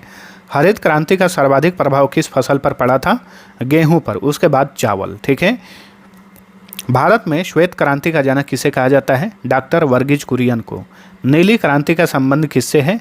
मत्स्य पालन यानी मछली उत्पादन से। पीली क्रांति का संबंध किससे है? तिलहन उत्पादन से। लाल क्रांति का संबंध किससे है? मांस और टमाटर उत्पादन से। रजत क्रांति का संबंध किससे है? यानी सिल्वर क्रांति, अंडा उत्पादन से। सुनहरी क्रांति का संबंध किससे है? फल और बागवानी से। ठीक है, विशेषकर शहद उत्पादन से सुनहरी क्रांति का संबंध है। गुलाबी क्रांति किससे संबंधित है? झींगा मछली और प्याज उत्पादन से। भारत में मुख्य कृषि ऋतुएं कौन सी हैं? रबी, खरीफ और जायद। गेहूं, जौ, चना और सरसों किस ऋतु की फसलें हैं? ये रबी फसलें हैं। रबी फसलों की बुआई कब की जाती है? अक्टूबर से नवंबर में। धान, मक्का, ज्वार और बाजरा किस ऋतु की फसलें हैं? ये खरीफ फसलें हैं। खरीफ फसलों की कटाई कब होती है? सितंबर से अक्टूबर में। तरबूज, खरबूजा और ककड़ी किस प्रकार की फसलें हैं? ये जायद फसलें हैं। झूम कृषि भारत के किस क्षेत्र में प्रचलित है? पूर्वोत्तर भारत में, खासकर नागालैंड, मिजोरम आदि क्षेत्रों में। ठीक है। भारत की मुख्य खाद्य फसल कौन सी है? चावल। भारत को कितने कृषि जलवायु क्षेत्रों में बांटा गया है? 15 क्षेत्रों में। ऑपरेशन फ्लड का संबंध किससे है? दुग्ध उत्पादन से। भारत में सबसे अधिक दालों का उत्पादन कौन सा राज्य करता है? मध्य प्रदेश। भारत में केसर का एकमात्र उत्पादक राज्य या केंद्र शासित प्रदेश कौन सा है? तो ये जम्मू कश्मीर है। चावल का शीर्ष उत्पादक राज्य कौन है? पश्चिम बंगाल। गेहूं का सबसे बड़ा उत्पादक राज्य कौन सा है? उत्तर प्रदेश। देखिए, चावल का उत्पादन सबसे अधिक पश्चिम बंगाल में होता है, लेकिन चावल का कटोरा अगर पूछ दे कि किस राज्य को कहा जाता है, तो आंध्र प्रदेश को। ठीक है। प्रति हेक्टेयर गेहूं उत्पादन में प्रथम स्थान पर कौन सा राज्य है? पंजाब। मक्का का सर्वाधिक उत्पादन कहाँ होता है? कर्नाटक में। मूंगफली का सबसे बड़ा उत्पादक राज्य कौन है? गुजरात। सोयाबीन उत्पादन में प्रथम स्थान पर कौन है? मध्य प्रदेश। ठीक है, इसलिए मध्य प्रदेश को सोया प्रदेश भी कहा जाता है। चाय का सबसे बड़ा उत्पादक राज्य कौन है? असम। कॉफ़ी का सर्वाधिक उत्पादन कहाँ होता है? कर्नाटक में। कपास का सबसे बड़ा उत्पादक राज्य कौन है? गुजरात। ठीक है, या महाराष्ट्र। ये आंकड़ों के अनुसार जो है समय समय पर बदलते रहता है, लेकिन वैसे मानिए कि कपास का सबसे बड़ा उत्पादक राज्य गुजरात ही है। सूती के मामले में, सूती उद्योग के मामले में महाराष्ट्र पहले स्थान पर है। गन्ने का सबसे बड़ा उत्पादक राज्य कौन है? उत्तर प्रदेश। प्राकृतिक रबड़ का सबसे बड़ा उत्पादक राज्य है केरल। जूट का सर्वाधिक उत्पादन होता है पश्चिम बंगाल में। तंबाकू का सबसे बड़ा उत्पादक राज्य है आंध्र प्रदेश। मसालों का बगीचा यानी सबसे अधिक मसालों का उत्पादन भारत ही नहीं पूरे विश्व में कहाँ होता है? केरल में। सूरजमुखी का सबसे बड़ा उत्पादक राज्य है कर्नाटक। प्याज का सर्वाधिक उत्पादन कहाँ होता है? महाराष्ट्र में, खास करके नासिक में। मोटे अनाजों का सबसे बड़ा उत्पादक राज्य कौन है? राजस्थान। रेशम का सर्वाधिक उत्पादन कौन सा राज्य करता है? कर्नाटक। अल्फांसो किस फल की प्रसिद्ध प्रजाति है? आम की। भारत में सर्वाधिक क्षेत्रफल पर किस प्रकार के वन पाए जाते हैं? उष्णकटिबंधीय पर्णपाती वन पाए जाते हैं। तो अब हम देख रहे हैं भारत के वन और भारत के वनस्पति। ठीक है। उष्णकटिबंधीय पर्णपाती वनों को और किस नाम से जाना जाता है? मानसूनी वन। किन वनों को सदाबहार वन कहा जाता है? उष्णकटिबंधीय आर्द्र वनों को सदाबहार वन कहा जाता है, जहाँ पर 200 सेंटीमीटर से अधिक वर्षा होती है। ठीक है। भारत में सदाबहार वन मुख्य रूप से कहाँ पाए जाते हैं? पश्चिमी घाट, अंडमान निकोबार और उत्तर पूर्वी भारत में। चंदन के लकड़ी के वन सर्वाधिक कहाँ पाए जाते हैं? नीलगिरी की पहाड़ियों में, कर्नाटक में। तो चंदन के लकड़ी का उत्पादन जो है कर्नाटक में होता है, प्रथम स्थान है। प्रथम स्थान ही नहीं, ऐसे भी पूछ सकता है कि चंदन का उत्पादन किस राज्य में होता है, तो कर्नाटक में होता है, ध्यान रखिए। सुंदरी नामक वृक्ष किस प्रकार के वनों में पाए जाते हैं? मैंग्रोव वन में। ठीक है, मैंग्रोव वन को ज्वारीय वन भी कहा जाता है। भारत में मैंग्रोव वनस्पति का सर्वाधिक विस्तार कहाँ पर है? सुंदरवन, पश्चिम बंगाल में। रेगिस्तानी क्षेत्रों में पाए जाने वाले कटीले वनों को क्या कहते हैं? मरुस्थलीय वनस्पति यानी जेरोफाइट्स। हिमालय पर शंकुधारी वन कितनी ऊंचाई पर मिलते हैं? 1500 से 3000 मीटर की ऊंचाई पर। वन महोत्सव के जनक कौन थे? के.एम. मुंशी। भारतीय वन सर्वेक्षण का मुख्यालय कहाँ पर है? देहरादून में है। फॉरेस्ट सर्वे ऑफ इंडिया, ठीक है, देहरादून में है। भारत में राष्ट्रीय वन नीति कब घोषित की गई थी? 1952 में, और इसमें आगे चल के 1988 में संशोधन भी किया गया था। क्षेत्रफल की दृष्टि से भारत के किस राज्य में सर्वाधिक वन है? मध्य प्रदेश में। प्रतिशत के आधार पर भारत का सर्वाधिक वन आच्छादित राज्य कौन सा है? प्रतिशत के मामले में मिजोरम सबसे अधिक वन वाला राज्य है, ध्यान रखिए। किस वृक्ष को जंगल की आग कहा जाता है? पलाश को। पलाश यानी धाक। भोजपत्र वृक्ष कहाँ पाया जाता है? हिमालय क्षेत्र में। खैर वृक्ष से क्या प्राप्त किया जाता है? कत्था। बीड़ी बनाने के लिए किस वृक्ष के पत्तों का प्रयोग होता है? तेंदू पत्तों का प्रयोग होता है। भारत में सबसे कम वन आवरण वाला राज्य कौन सा है? हरियाणा। चिपको आंदोलन का संबंध किससे है? वन संरक्षण से है। सुंदरलाल बहुगुणा को चिपको आंदोलन का जनक माना जाता है। भारत में मैंग्रोव वनों का दूसरा सबसे बड़ा क्षेत्र कहाँ पाया जाता है? गुजरात के तट पर। सागौन और साल किस प्रकार के वनों के महत्वपूर्ण वृक्ष हैं? उष्णकटिबंधीय शुष्क पर्णवाती वनों के ये वृक्ष हैं साल और सागौन। देवदार के वृक्ष मुख्य रूप से कहाँ पाए जाते हैं? पश्चिमी हिमालय में। अल्पाइन वनस्पति कितनी ऊंचाई पर पाई जाती है? 3000 मीटर से अधिक ऊंचाई पर। भारत में चंदन की लकड़ी के लिए प्रसिद्ध राज्य कौन सा है? कर्नाटक। पर्यावरण संतुलन के लिए देश के कितने प्रतिशत भूभाग पर वनों का होना आवश्यक है? 33% भूभाग पर। रबर का संबंध किस प्रकार की वनस्पति से है? उष्णकटिबंधीय सदाबहार। सिनकोना के वृक्ष से कौन सी दवा बनाई जाती है? कुनैन, मलेरिया के लिए। ठीक है, सिनकोना वृक्ष से कुनैन प्राप्त किया जाता है। ऑर्किड और फर्न किस प्रकार के वनों की विशेषता है? वर्षा वन। भारत में राष्ट्रीय उद्यान और वन्यजीव अभयारण्यों का सर्वाधिक विस्तार किस राज्य में है? मध्य प्रदेश में। शांत घाटी यानी साइलेंट वैली कहाँ पर है? केरल में है। ठीक है, जैव विविधता के लिए काफ़ी प्रसिद्ध है शांत घाटी। तो साइलेंट वैली नेशनल पार्क पूछे तो कहाँ पर है? केरल में। भारत में वन अनुसंधान संस्थान कहाँ पर है? देहरादून में है। तो इसे हम देख चुके हैं ऑलरेडी। नहीं, वो फॉरेस्ट सर्वे ऑफ इंडिया हम देखे थे, और ये है फॉरेस्ट रिसर्च इंस्टीट्यूट। ठीक है, तो देहरादून में है। शुष्क वन अनुसंधान संस्थान कहाँ पर है? जोधपुर में है। ठीक है, देहरादून उत्तराखंड में है, जोधपुर राजस्थान में है। बांस को वनस्पतिक रूप से क्या माना जाता है? घास माना जाता है। ये पेड़ नहीं, घास है। किस राज्य को टाइगर स्टेट कहा जाता है? मध्य प्रदेश को। फूलों की घाटी कहाँ पर है? उत्तराखंड में है। ठीक है, तो वैले ऑफ फ्लावर उत्तराखंड में है। भारतीय कृषि का इतिहास किसने लिखा? MS रंधावा ने लिखा। विश्व वन दिवस कब मनाया जाता है? 21 मार्च को। तारपीन का तेल किस वृक्ष से प्राप्त किया जाता है? चीड़ के वृक्ष से। ठीक है, केंद्रीय आलू अनुसंधान संस्थान कहाँ पर है? शिमला में है। शिमला हिमाचल प्रदेश में है। वाधवाना आर्द्र भूमि क्षेत्र कहाँ पर है? गुजरात में। राष्ट्रीय गन्ना प्रजनन संस्थान कहाँ पर है? तमिलनाडु के कोयम्बटूर में। भारतीय गन्ना अनुसंधान संस्थान कहाँ पर है? उत्तर प्रदेश की राजधानी लखनऊ में। तो ध्यान रखिए, राष्ट्रीय गन्ना प्रजनन संस्थान कोयम्बटूर में है, भारतीय गन्ना अनुसंधान संस्थान लखनऊ में है। राष्ट्रीय डेयरी अनुसंधान संस्थान कहाँ पर है? हरियाणा के करनाल में। नीली क्रांति का जनक किसे कहा जाता है? हीरालाल चौधरी और अरुण कृष्णन को। पीली क्रांति मुख्य रूप से किस फसल के लिए शुरू की गई थी? सरसों और सूरजमुखी के उत्पादन के लिए। व्हाइट गोल्ड यानी श्वेत स्वर्ण किसे कहा जाता है? कपास को। आगरा किस नदी के किनारे है? यमुना नदी। नई दिल्ली किस नदी के किनारे है? यमुना नदी। उत्तर प्रदेश की राजधानी लखनऊ किस नदी के किनारे है? गोमती नदी। हरिद्वार और वाराणसी किस नदी के किनारे है? गंगा नदी। पटना किस नदी के किनारे बसा है? गंगा नदी। अयोध्या किस नदी के तट पर स्थित एक धार्मिक स्थल है? सरयू नदी। अहमदाबाद किस नदी के किनारे स्थित है? साबरमती नदी के। सूरत किस नदी के तट पर बसा है? ताप्ती नदी। बद्रीनाथ का प्रसिद्ध मंदिर किस नदी के किनारे स्थित है? अलकनंदा नदी। नेक्स्ट, श्रीनगर किस नदी के तट पर है? झेलम नदी। लुधियाना और फिरोजपुर किस नदी के तट पर है? सतलुज नदी। हैदराबाद किस नदी के तट पर है? मूसी नदी। जबलपुर किस नदी के तट पर है? नर्मदा नदी। कोटा किस नदी के तट पर है? चंबल नदी। कटक किस नदी के तट पर स्थित है? महानदी। नासिक किस नदी के किनारे स्थित है? गोदावरी नदी के।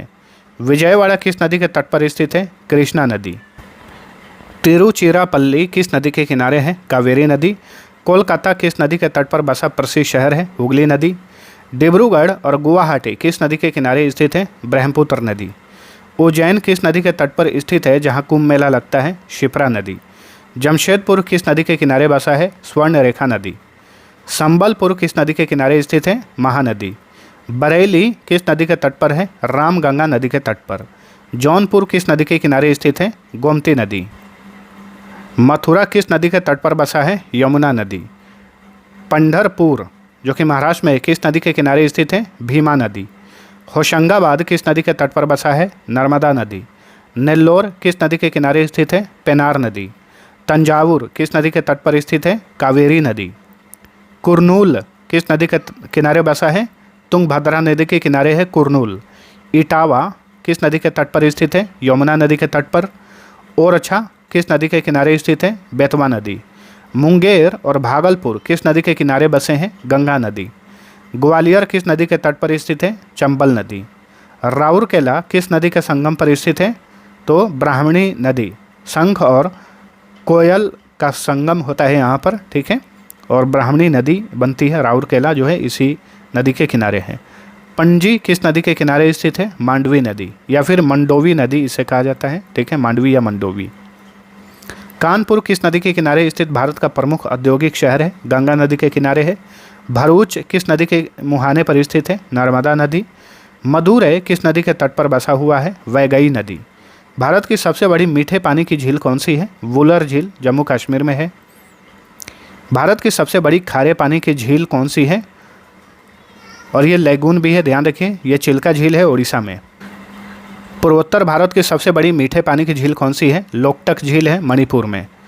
विश्व का एकमात्र तैरता हुआ राष्ट्रीय उद्यान केबुल लमजाओ किस झील पर है? लोकटक झील पर ही है, ठीक है। भारत की सबसे अधिक ऊंचाई पर स्थित झील कौन सी है? चोलामू झील, जो कि सिक्किम में है। ज्वालामुखी उद्गार से बनी झील जो कि लोनार झील है, किस राज्य में है? महाराष्ट्र में। वेम्बनाड झील भारत के किस राज्य में है? केरल में। भारत की सबसे लंबी झील कौन सी है? वेम्बनाड झील है, जो कि केरल में है। कोलेरू झील किस राज्य में स्थित है? आंध्र प्रदेश में। पुलिकट झील किन दो राज्यों की सीमा पर है? आंध्र प्रदेश और तमिलनाडु की सीमा पर। प्रसिद्ध श्रीनगर की शान किस झील को कहा जाता है? डल झील को। रूपकुंड झील जिसे कंकाल झील कहा जाता है, किस राज्य में है? उत्तराखंड में। सांभर झील भारत के किस राज्य में है? राजस्थान में। पुष्कर झील कहाँ पर स्थित है? राजस्थान के अजमेर में। हुसैन सागर झील किस शहर में है? हैदराबाद, तेलंगाना में। नक्की झील किस हिल स्टेशन पर स्थित है? माउंट आबू, राजस्थान में। अष्टमुडी झील किस राज्य में है? केरल में। सूरजकुंड झील किस राज्य में है? हरियाणा में। रेणुका झील किस राज्य में स्थित है? हिमाचल प्रदेश में। सस्त मकोटा झील कहाँ पर है? केरल में है। पिछोला झील और फतेह सागर झील किस शहर में है? राजस्थान के उदयपुर में। जयसमंद झील जिसे ढेबर झील कहा जाता है, कहाँ पर है? राजस्थान में। राकसताल और मानसरोवर झीलें कहाँ स्थित हैं? हिमालयी तिब्बत में, ठीक है, हिमालय क्षेत्र के तिब्बत में। नल सरोवर झील किस राज्य में स्थित है? गुजरात में। भोजताल झील किस शहर में है? मध्य प्रदेश के भोपाल में। नैनीताल, भीमताल और सात ताल झीलें किस राज्य में है? उत्तराखंड में। पंगोंग त्सो झील कहाँ पर है? लद्दाख में। त्सो मोरिरी झील कहाँ पर है? लद्दाख में है। भारत की सबसे बड़ी कृत्रिम झील कौन सी है? गोविंद वल्लभ पंत सागर, ठीक है, इसी सागर पर रिहन डैम बना हुआ है। एक पॉइंट्स ध्यान दीजिए, त्सो मोरिरी झील जो है लद्दाख में है, ये एक रामसर साइट भी है और ये दुनिया का सबसे ऊंचा रामसर साइट है त्सो मोरिरी झील, ठीक है। चेंबर मबक्कम, ठीक है, चेंबर मबक्कम झील कहाँ स्थित है जिससे चेन्नई को जल मिलता है? तमिलनाडु में है। उस्मान सागर और हिमायत सागर झीलें कहाँ हैं? हैदराबाद में। उदय सागर झील किस राज्य में है? राजस्थान में। पराशर झील किस राज्य में स्थित है? हिमाचल प्रदेश में है।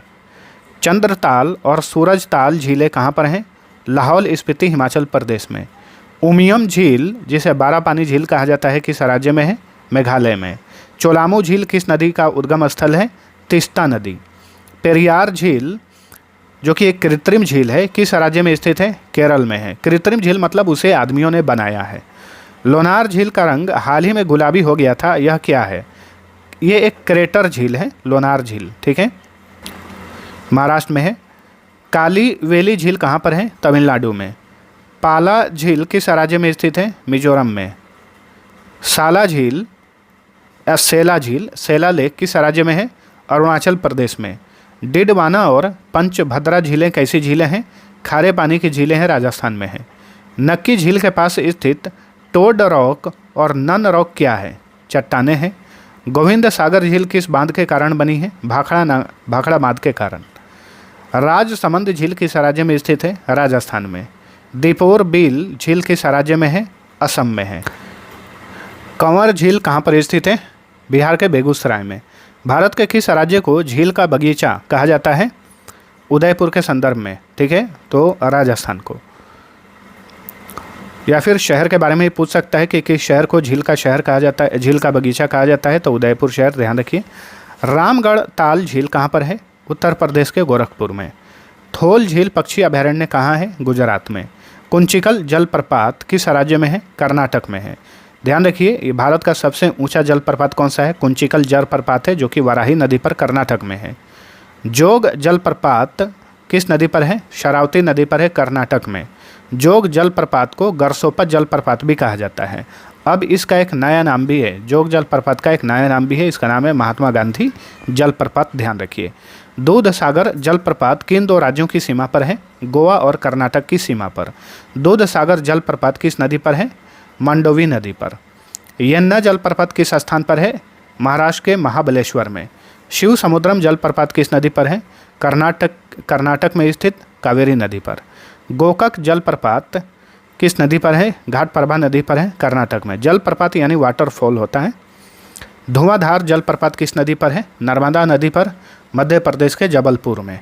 कपिल धारा जलप्रपात किस नदी पर बना है? नर्मदा नदी पर, मध्य प्रदेश के अमरकंटक में है।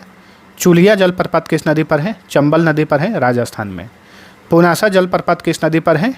चंबल नदी पर है, मध्य प्रदेश और राजस्थान के सीमा पर।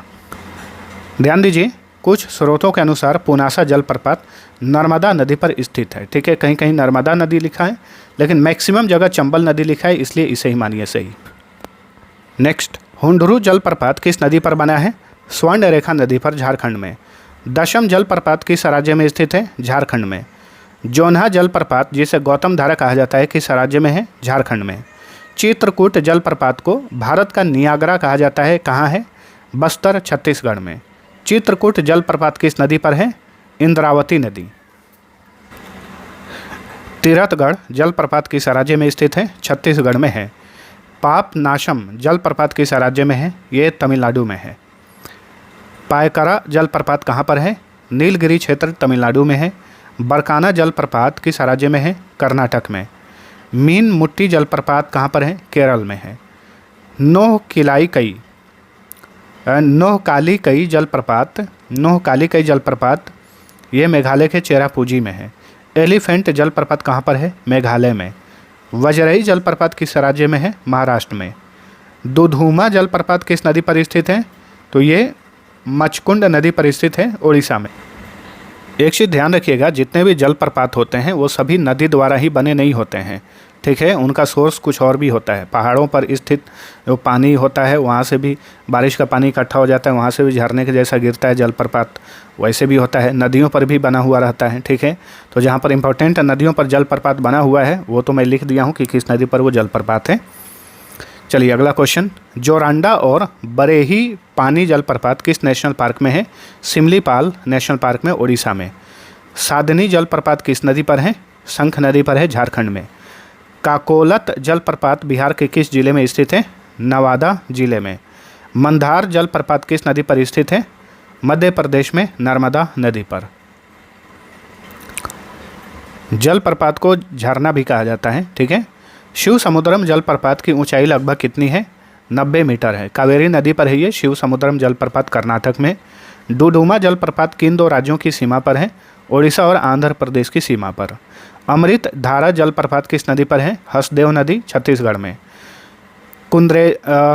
केंद्रुझर जलप्रपात किस राज्य में है? ओडिशा में है।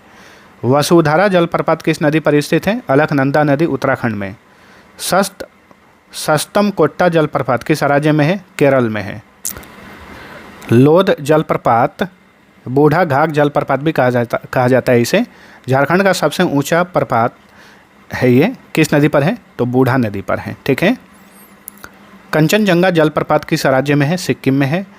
लांग शियांग जलप्रपात कहाँ पर है? मेघालय में। हेब्बे जलप्रपात किस राज्य में है? कर्नाटक में। अब्बे जलप्रपात किस पर्यटन स्थल के पास है? ये भी कर्नाटक में ही है, लेकिन कुर्ग के पास है ये। सूचीपारा जलप्रपात कहाँ पर स्थित है? केरल के वायनाड में। केंटे जलप्रपात किस राज्य में है? मध्य प्रदेश में। सहस्त्र धारा जलप्रपात कहाँ पर स्थित है? उत्तराखंड के देहरादून में। राजरप्पा जलप्रपात किन नदियों के संगम पर है? दामोदर और भेड़ा नदी के संगम पर, झारखंड में। चचाई जलप्रपात मध्य प्रदेश के किस जिले में है? बीहड़ नदी, ठीक है, रीवा जिले में है, बिहार नदी पर। क्योटी या केवटी जलप्रपात किस नदी पर है? तो ये महाना नदी पर है, मध्य प्रदेश में। बहुती जलप्रपात किस राज्य में है? मध्य प्रदेश में है, ओड़ा नदी पर है। भारत का प्रथम राष्ट्रीय उद्यान कौन सा है? अब यहाँ से हम नेशनल पार्क और वाइल्ड लाइफ सेंचुरी देखेंगे। भारत का प्रथम राष्ट्रीय उद्यान है जिम कॉर्बेट राष्ट्रीय उद्यान, जो कि एक टाइगर रिजर्व भी है। जिम कॉर्बेट राष्ट्रीय उद्यान किस जीव के संरक्षण के लिए प्रसिद्ध है? बंगाल टाइगर। काजीरंगा राष्ट्रीय उद्यान किस राज्य में स्थित है? असम में है। काजीरंगा राष्ट्रीय उद्यान मुख्य रूप से किस जीव के लिए प्रसिद्ध है? एक सींग वाले गैंडे के लिए। गिर राष्ट्रीय उद्यान किसके लिए प्रसिद्ध है? एशियाई शेर के लिए। और गिर राष्ट्रीय उद्यान कहाँ पर है? गुजरात में। केवलादेव घाना राष्ट्रीय उद्यान किस जीव के लिए प्रसिद्ध है? प्रवासी पक्षी के लिए, विशेष करके साइबेरियन क्रेन के लिए प्रसिद्ध है केवलादेव घाना राष्ट्रीय उद्यान, जो कि राजस्थान में है। रणथंभौर राष्ट्रीय उद्यान किस राज्य में है? राजस्थान में। दाचीगाम राष्ट्रीय उद्यान किस जीव के लिए प्रसिद्ध है? हंगुल के लिए, कश्मीरी मृग है ये, उसके लिए प्रसिद्ध है दाचीग्राम राष्ट्रीय उद्यान, ठीक है, जो कि कश्मीर में है। जंगली गधों का अभयारण्य कहाँ पर है? गुजरात में। पेरियार राष्ट्रीय उद्यान किस लिए प्रसिद्ध है? जंगली हाथी के लिए। और पेरियार राष्ट्रीय उद्यान केरल में है। कंचनजंगा राष्ट्रीय उद्यान किस राज्य में है? सिक्किम में। दुधवा राष्ट्रीय उद्यान कहाँ पर है? उत्तर प्रदेश में। साइलेंट वैली राष्ट्रीय उद्यान कहाँ पर है? केरल में। सुल्तानपुर पक्षी अभयारण्य किस राज्य में है? हरियाणा में। सुंदरवन राष्ट्रीय उद्यान किस लिए प्रसिद्ध है? रॉयल बंगाल टाइगर के लिए, और ये पश्चिम बंगाल में है सुंदरवन राष्ट्रीय उद्यान। भितरकणिका राष्ट्रीय उद्यान किस जीव के लिए प्रसिद्ध है? खारे पानी के मगरमच्छ और कछुए के लिए। सिमलीपाल राष्ट्रीय उद्यान किस राज्य में है? ओडिशा में है। पेंच राष्ट्रीय उद्यान किन दो राज्यों में फैला है? मध्य प्रदेश और महाराष्ट्र में, ठीक है। अगर आप गूगल पे लिखेंगे कि पेंच राष्ट्रीय उद्यान कहाँ पर है, तो कभी मध्य प्रदेश लिख के आएगा, कभी महाराष्ट्र, लेकिन ये दोनों राज्यों में फैला हुआ है, ध्यान रखिए। मानस राष्ट्रीय उद्यान किस जीव के लिए प्रसिद्ध है? जंगली भैंसा और सुनहरे लंगूर के लिए। नामदफा राष्ट्रीय उद्यान किस राज्य में स्थित है? अरुणाचल प्रदेश में। बांदीपुर राष्ट्रीय उद्यान किस राज्य में है? कर्नाटक में। महावीर वन्यजीव अभयारण्य कहाँ पर है? गोवा में। नल सरोवर पक्षी अभयारण्य किस राज्य में है? गुजरात में। बांधवगढ़ राष्ट्रीय उद्यान किस राज्य में है? मध्य प्रदेश में। बांधवगढ़ नेशनल पार्क किसके लिए प्रसिद्ध है? तो ये सफ़ेद बाघ के लिए प्रसिद्ध है। राजाजी नेशनल पार्क किस जीव के संरक्षण के लिए जाना जाता है? एशियाई हाथी के संरक्षण के लिए। मृगवानी राष्ट्रीय उद्यान कहाँ पर है? ये तेलंगाना हैदराबाद में है, ठीक है। ये राजाजी नेशनल पार्क कहाँ पर है? ये उत्तराखंड में है, एक बार आप कंफर्म हो लेना, ठीक है। नंदन कानन जैविक उद्यान किस राज्य में स्थित है? ओडिशा में है। नंदन कानन जैविक उद्यान किसके लिए प्रसिद्ध है? सफ़ेद बाघों के प्रजनन केंद्र के रूप में। केइबुल लामजाओ नेशनल पार्क किस जीव के लिए प्रसिद्ध है? संगाई हिरन के लिए, ठीक है। संगाई हिरन ये एक नृत्य करने जैसा इसका एक मूव होता है, इसलिए इसे संगाई हिरन कहा जाता है, नृत्य करने वाला हिरन, ठीक है। तो ये केइबुल लामजाओ राष्ट्रीय उद्यान में खास करके पाया जाता है। इंद्रावती नेशनल पार्क किस राज्य में है? छत्तीसगढ़ में है। राष्ट्रीय उद्यान को नेशनल पार्क बोलते हैं। महात्मा गांधी समुद्री नेशनल पार्क कहाँ पर है? अंडमान और निकोबार द्वीप समूह में। दाचीगाम नेशनल पार्क कहाँ पर है? जम्मू कश्मीर में है। सरिस्का नेशनल पार्क कहाँ पर है? राजस्थान में। पलामू नेशनल पार्क जिसे बेतला नेशनल पार्क कहा जाता है, झारखंड में है। मन्नार की खाड़ी समुद्री उद्यान किस जीव के लिए प्रसिद्ध है? डगोंग के लिए। ये एक समुद्री गाय है डगोंग, उसके लिए प्रसिद्ध है मन्नार की खाड़ी समुद्री उद्यान। हेमिस नेशनल पार्क किस लिए प्रसिद्ध है? हिम तेंदुआ के लिए। भारत का सबसे बड़ा राष्ट्रीय उद्यान कौन सा है? हेमिस राष्ट्रीय उद्यान है, जो कि लद्दाख में है। भारत का सबसे छोटा राष्ट्रीय उद्यान कौन सा है? साउथ बटन द्वीप, जो कि अंडमान निकोबार में है। नागरहोल राष्ट्रीय उद्यान को अन्य किस नाम से जाना जाता है? राजीव गांधी राष्ट्रीय उद्यान। मधुमलाई वन्यजीव अभयारण्य किस राज्य में स्थित है? तमिलनाडु में है। वेदांतंगल पक्षी अभयारण्य यानी वेदांतंगल बर्ड सेंचुरी कहाँ पर है? तमिलनाडु में। रोहला राष्ट्रीय उद्यान कहाँ पर है? हिमाचल प्रदेश में। वाल्मीकि राष्ट्रीय उद्यान कहाँ पर है? बिहार में। सतपुड़ा राष्ट्रीय उद्यान कहाँ पर है? मध्य प्रदेश में। अचान कमार वन्यजीव अभयारण्य कहाँ पर है? छत्तीसगढ़ में। डंपा टाइगर रिजर्व मिजोरम में है। पाखल वन्यजीव अभयारण्य तेलंगाना में है। रंगन थिट्टू पक्षी अभयारण्य कर्नाटक में है। संजय गांधी राष्ट्रीय उद्यान कहाँ पर है? जो कि बोरीवली में है। यह महाराष्ट्र के मुंबई के पास स्थित बोरीवली में है संजय गांधी राष्ट्रीय उद्यान। तडोबा राष्ट्रीय उद्यान किस राज्य में है? महाराष्ट्र में। अनामलाई टाइगर रिजर्व को अन्य किस नाम से जाना जाता है? इंदिरा गांधी वन्यजीव अभयारण्य। क्लाउडेड लेपर्ड नेशनल पार्क कहाँ पर स्थित है? त्रिपुरा में। संजय दुबरी राष्ट्रीय उद्यान किस राज्य में है? मध्य प्रदेश में। खीरगंगा राष्ट्रीय उद्यान किस राज्य में है? हिमाचल प्रदेश में। पिन वैली नेशनल पार्क किस जीव के लिए प्रसिद्ध है?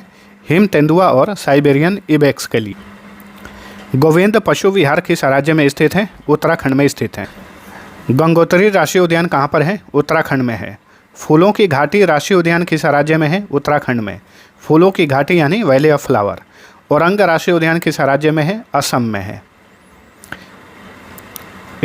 इसका नाम पहले राजीव गांधी औरंग नेशनल पार्क था, बाद में राजीव गांधी का नाम उन्होंने हटा दिया, अभी उसका नाम केवल औरंग नेशनल पार्क है जो कि असम में है। डिब्रू साइखोवा राष्ट्रीय उद्यान कहाँ पर है? असम में। रायमोना राष्ट्रीय उद्यान ये भी असम में है। दहिंग पटकाई राष्ट्रीय उद्यान ये भी असम में है, ठीक है। मुरलेन राष्ट्रीय उद्यान किस राज्य में है? मिजोरम में है। इनटांकी राष्ट्रीय उद्यान किस राज्य में है? नागालैंड में। बालपक्रम राष्ट्रीय उद्यान किस राज्य में है? मेघालय। नोक्रेक राष्ट्रीय उद्यान किस लिए प्रसिद्ध है? रेड पांडा के लिए। अच्छा, नोक्रेक राष्ट्रीय उद्यान कहाँ पर है? मेघालय में है नोक्रेक राष्ट्रीय उद्यान, ध्यान रखिए। फवांगपुई ब्लू माउंटेन नेशनल पार्क कहाँ पर है? मिजोरम में।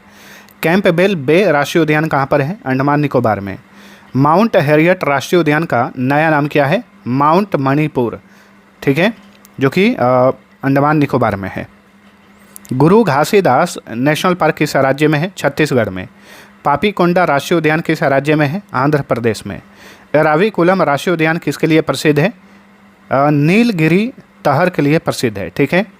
पेरियार वन्यजीव अभयारण्य मुख्य रूप से किन जीवों के लिए प्रसिद्ध है?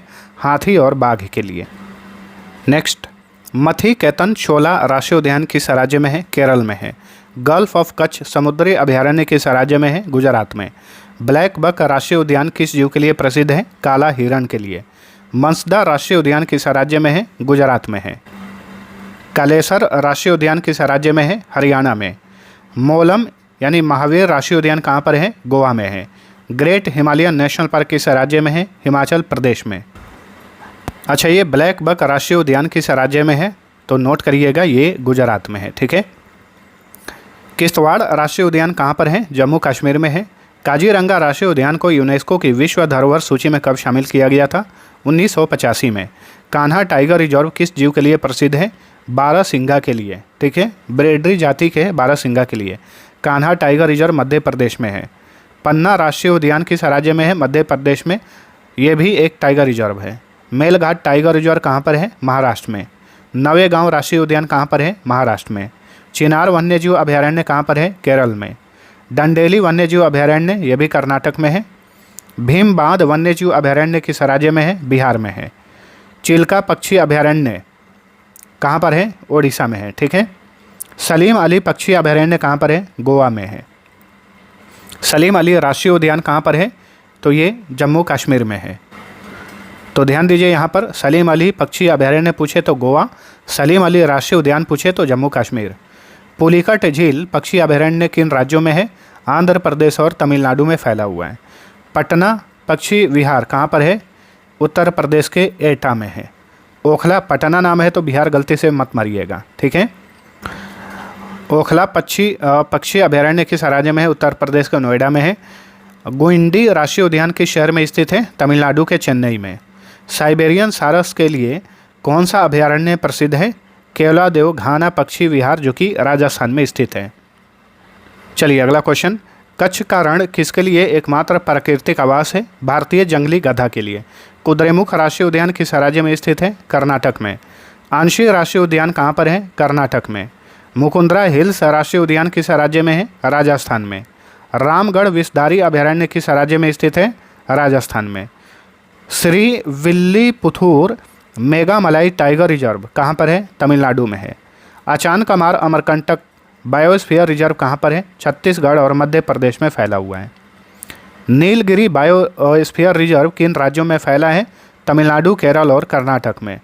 अगस्त्यमलाई बायोस्फीयर रिजर्व कहाँ पर है? केरल और तमिलनाडु में फैला है। कोल्ड डेजर्ट बायोस्फीयर रिजर्व कहाँ पर है? हिमाचल प्रदेश में। शेष चलम पहाड़ियाँ बायोस्फीयर रिजर्व कहाँ पर है? आंध्र प्रदेश में। पचमढ़ी बायोस्फीयर रिजर्व कहाँ पर है? मध्य प्रदेश में। स्वतंत्र भारत की पहली बहुउद्देशीय नदी घाटी परियोजना कौन सी है? दामोदर नदी घाटी परियोजना। ठीक है, दामोदर घाटी परियोजना की स्थापना किस वर्ष हुई थी? 1948 में। दामोदर नदी घाटी परियोजना किस अमेरिकी परियोजना के मॉडल पर आधारित है? टेनेसी घाटी परियोजना। भाखड़ा नांगल परियोजना किन राज्यों की संयुक्त परियोजना है? पंजाब, हरियाणा और राजस्थान की। विश्व का सबसे ऊंचा गुरुत्वीय बांध कौन सा है? भाखड़ा बांध। हीराकुंड परियोजना किस राज्य में है? ओडिशा में। महानदी पर निर्मित हीराकुंड बांध का मुख्य उद्देश्य क्या है? बाढ़ नियंत्रण और सिंचाई। कोसी परियोजना किन दो देशों की संयुक्त परियोजना है? भारत और नेपाल की। चंबल घाटी परियोजना के अंतर्गत राजस्थान में कौन से दो प्रमुख बांध हैं? जवाहर सागर बांध और राणा प्रताप सागर बांध। रिहंद परियोजना किस नदी की सहायक नदी पर स्थित है? सोन नदी। ठीक है, रिहंद इसकी सहायक नदी है, तो रिहंद परियोजना जो है रिहंद नदी पर है। तुंगभद्रा परियोजना किन दो राज्यों के बीच में स्थित है? कर्नाटक और आंध्र प्रदेश। मयूराक्षी परियोजना जिसे कनाडा बांध कहा जाता है किस राज्य में है? पश्चिम बंगाल में है। नागार्जुन सागर परियोजना किस नदी पर है? कृष्णा नदी पर। गंडक परियोजना से भारत के किन दो राज्यों को लाभ मिलता है? उत्तर प्रदेश और बिहार को। टिहरी जल विद्युत परियोजना किस राज्य में है? उत्तराखंड में है। नर्मदा घाटी परियोजना के तहत निर्मित सबसे बड़ा बांध कौन सा है? सरदार सरोवर बांध। सरदार सरोवर परियोजना से सर्वाधिक लाभ किस राज्य को मिलता है? गुजरात को। इंदिरा गांधी नहर परियोजना का मुख्य जल स्रोत कौन सा बांध है? हरिके बैराज। ठीक है, जो कि सतलुज और ब्यास नदी के संगम पर है। ठीक है, इसी के संगम पर है हरिके बैराज, यहीं से इंदिरा गांधी नहर निकलती है। फरक्का परियोजना का निर्माण किस नदी पर किया गया है? गंगा नदी पर। काकरापारा और उकाई परियोजना किस नदी पर है? ताप्ती नदी पर, गुजरात में। पोचमपाद परियोजना किस नदी पर स्थित है? गोदावरी नदी पर। साबरमती परियोजना किस राज्य की प्रमुख सिंचाई परियोजना है? गुजरात की। थीन बांध परियोजना जिसे रंजीत सागर परियोजना कहा जाता है किस नदी पर है? रावी नदी पर। सलाल, बगलिहार और दुलहस्ती परियोजनाएं किस नदी पर हैं? चिनाब नदी पर। पेरियार जल विद्युत परियोजना किस राज्य में है? केरल में है। ठीक है, घाट प्रभा परियोजना किस राज्य में स्थित है? कर्नाटक में। माता टीला परियोजना किन दो राज्यों की संयुक्त परियोजना है? उत्तर प्रदेश और मध्य प्रदेश की। ये परियोजना बेतवा नदी पर है। कृष्णा और गोदावरी डेल्टा क्षेत्र में कौन सी प्रमुख सिंचाई परियोजना कार्यरत है? पोलावरम परियोजना। रामगंगा परियोजना उत्तर प्रदेश के किस जिले में स्थित है? बिजनौर में। बाण सागर परियोजना किन तीन राज्यों की संयुक्त परियोजना है? उत्तर प्रदेश, मध्य प्रदेश और बिहार की। पेठा नगरी किस शहर को कहा जाता है? आगरा को। 5 नदियों की भूमि किस राज्य को कहा जाता है? पंजाब को। 7 टापुओं का नगर किसे कहा जाता है? मुंबई को। बुनकरों का शहर किसे कहा जाता है? पानीपत को। अंतरिक्ष का शहर बेंगलुरु को कहा जाता है। डायमंड हार्बर के नाम से कौन सा शहर जाना जाता है? कोलकाता। इलेक्ट्रॉनिक नगर भारत के किस शहर को कहा जाता है? बेंगलुरु को। त्योहारों का नगर किसे कहा जाता है? मदुरै को। स्वर्ण मंदिर का शहर किसे कहा जाता है? अमृतसर को। महलों का शहर किसे कहा जाता है? कोलकाता को। नवाबों का शहर किसे कहा जाता है? लखनऊ को।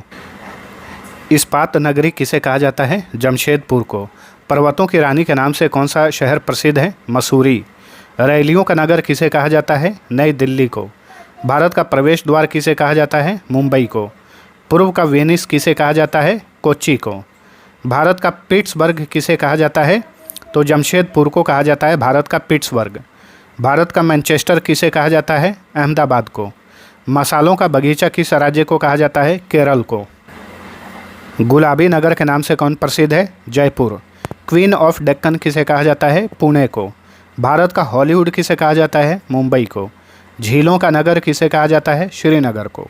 फलोद्यानों का स्वर्ग किसे कहा जाता है? सिक्किम को। पहाड़ी की मल्लिका किसे कहा जाता है? नेतरहाट को, जो कि झारखंड में है। भारत का डेट्रॉइट किसे कहा जाता है? पीथमपुर को।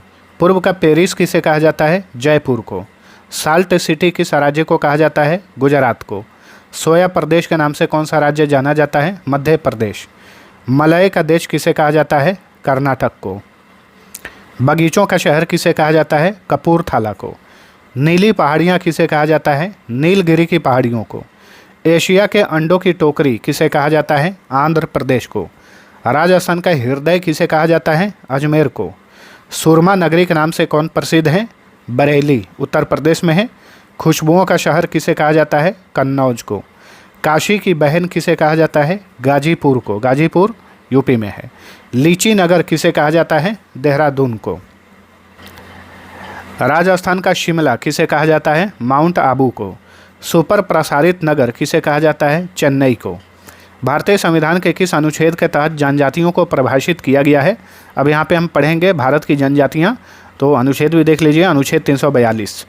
भारत की सबसे बड़ी जनजाति कौन सी है? भील जनजाति है 2011 की जनगणना के अनुसार। भारत की दूसरी सबसे बड़ी जनजाति कौन सी है? गोंड। टोड जनजाति मुख्य रूप से कहाँ निवास करती है? नीलगिरी की पहाड़ियों में, तमिलनाडु में। बहुपति विवाह की प्रथा किस जनजाति में प्रचलित है? टोडा और जौनसारी जनजाति में। गारो, खासी और जयंतीय जनजातियाँ किस राज्य में पाई जाती है? मेघालय में। दीपावली को शोक पर्व के रूप में कौन सी जनजाति मनाती है? थारू जनजाति। थारू जनजाति मुख्य रूप से किस क्षेत्र में निवास करती है? तराई क्षेत्र, उत्तर प्रदेश और उत्तराखंड वाले इलाके में। भारत की सर्वाधिक आद्य जनजाति किसे माना जाता है? जारवा जनजाति को, जो कि अंडमान निकोबार में निवास करती है। गद्दी जनजाति किस राज्य से संबंधित है? हिमाचल प्रदेश। संथाल विद्रोह का संबंध किस जनजाति से था? संथाल जनजाति। ठीक है, ये मुख्य रूप से झारखंड, पश्चिम बंगाल, उड़ीसा में पाई जाती है संथाल जनजाति। बिरहोर जनजाति का शाब्दिक अर्थ क्या है? जंगल का आदमी। उत्तर पूर्वी भारत के पहाड़ी क्षेत्रों में कौन सा जनजातीय समूह सबसे बड़ा है? मंगोलॉयड। मंगोलॉयड। मीणा जनजाति मुख्य रूप से किस राज्य में पाई जाती है? राजस्थान में। चेंचू जनजाति किस राज्य के निवासी हैं? आंध्र प्रदेश। लेप्चा और भूटिया जनजातियाँ किस राज्य में निवास करती हैं? सिक्किम में। कुकू जनजाति मुख्य रूप से किस राज्य में रहती है? मणिपुर में। ऋतु प्रवास करने वाली प्रमुख जनजाति कौन सी है? भूटिया जनजाति। भारत में सर्वाधिक जनजातीय जनसंख्या वाला राज्य कौन सा है? मध्य प्रदेश। प्रतिशत के आधार पर सर्वाधिक जनजातीय जनसंख्या वाला केंद्र शासित प्रदेश कौन सा है? लक्षद्वीप। प्रतिशत के आधार पर सर्वाधिक जनजातीय जनसंख्या वाला राज्य कौन सा है? मिजोरम। जारवा और सेंटिनली जनजातियां कहाँ पाई जाती हैं? अंडमान और निकोबार द्वीप समूह में। बकरवाल जनजाति किस राज्य की प्रमुख जनजाति है? जम्मू कश्मीर की।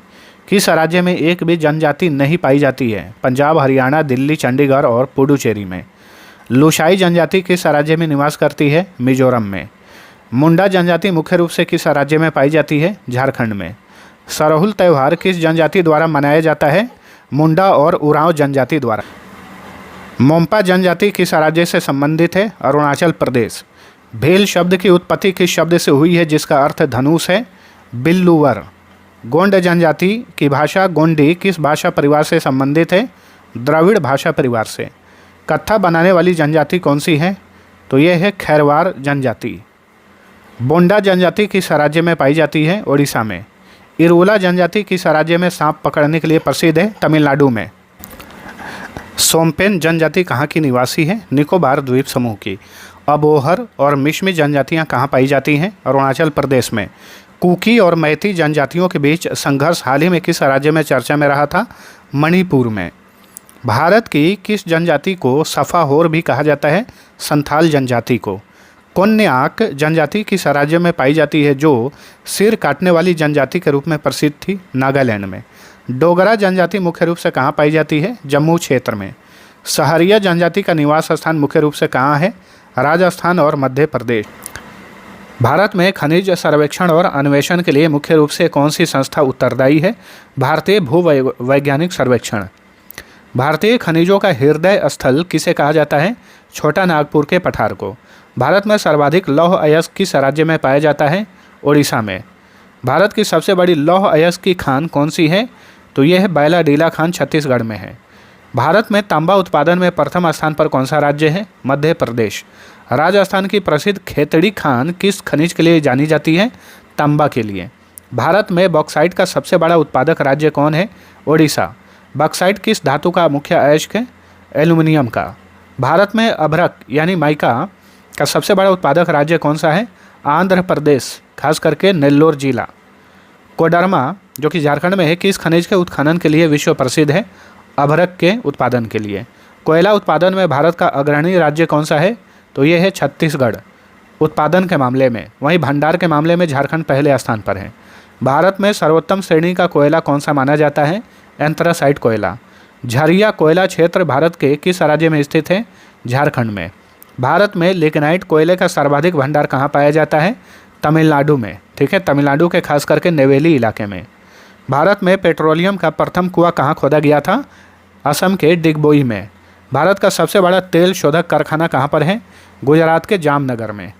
मुंबई हाई या फिर बॉम्बे हाई कहा जाता है इसे, किस खनिज के उत्पादन के लिए प्रसिद्ध है? पेट्रोलियम। भारत में सोने की खानें मुख्य रूप से कहाँ स्थित हैं? कोलार और हट्टी में, कर्नाटक में।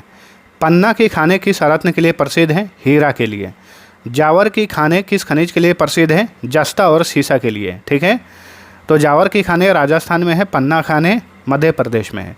भारत में यूरेनियम की प्रसिद्ध खान जादूगोड़ा कहाँ है? झारखंड में। थोरियम का मुख्य स्रोत मोनाजाइट रेत भारत के किस राज्य के तट पर प्रचुर मात्रा में पाई जाती है? केरल। भारत में चांदी का सर्वाधिक उत्पादन करने वाला राज्य कौन सा है? राजस्थान। मैंगनीज उत्पादन में भारत का अग्रणी राज्य कौन सा है? मध्य प्रदेश।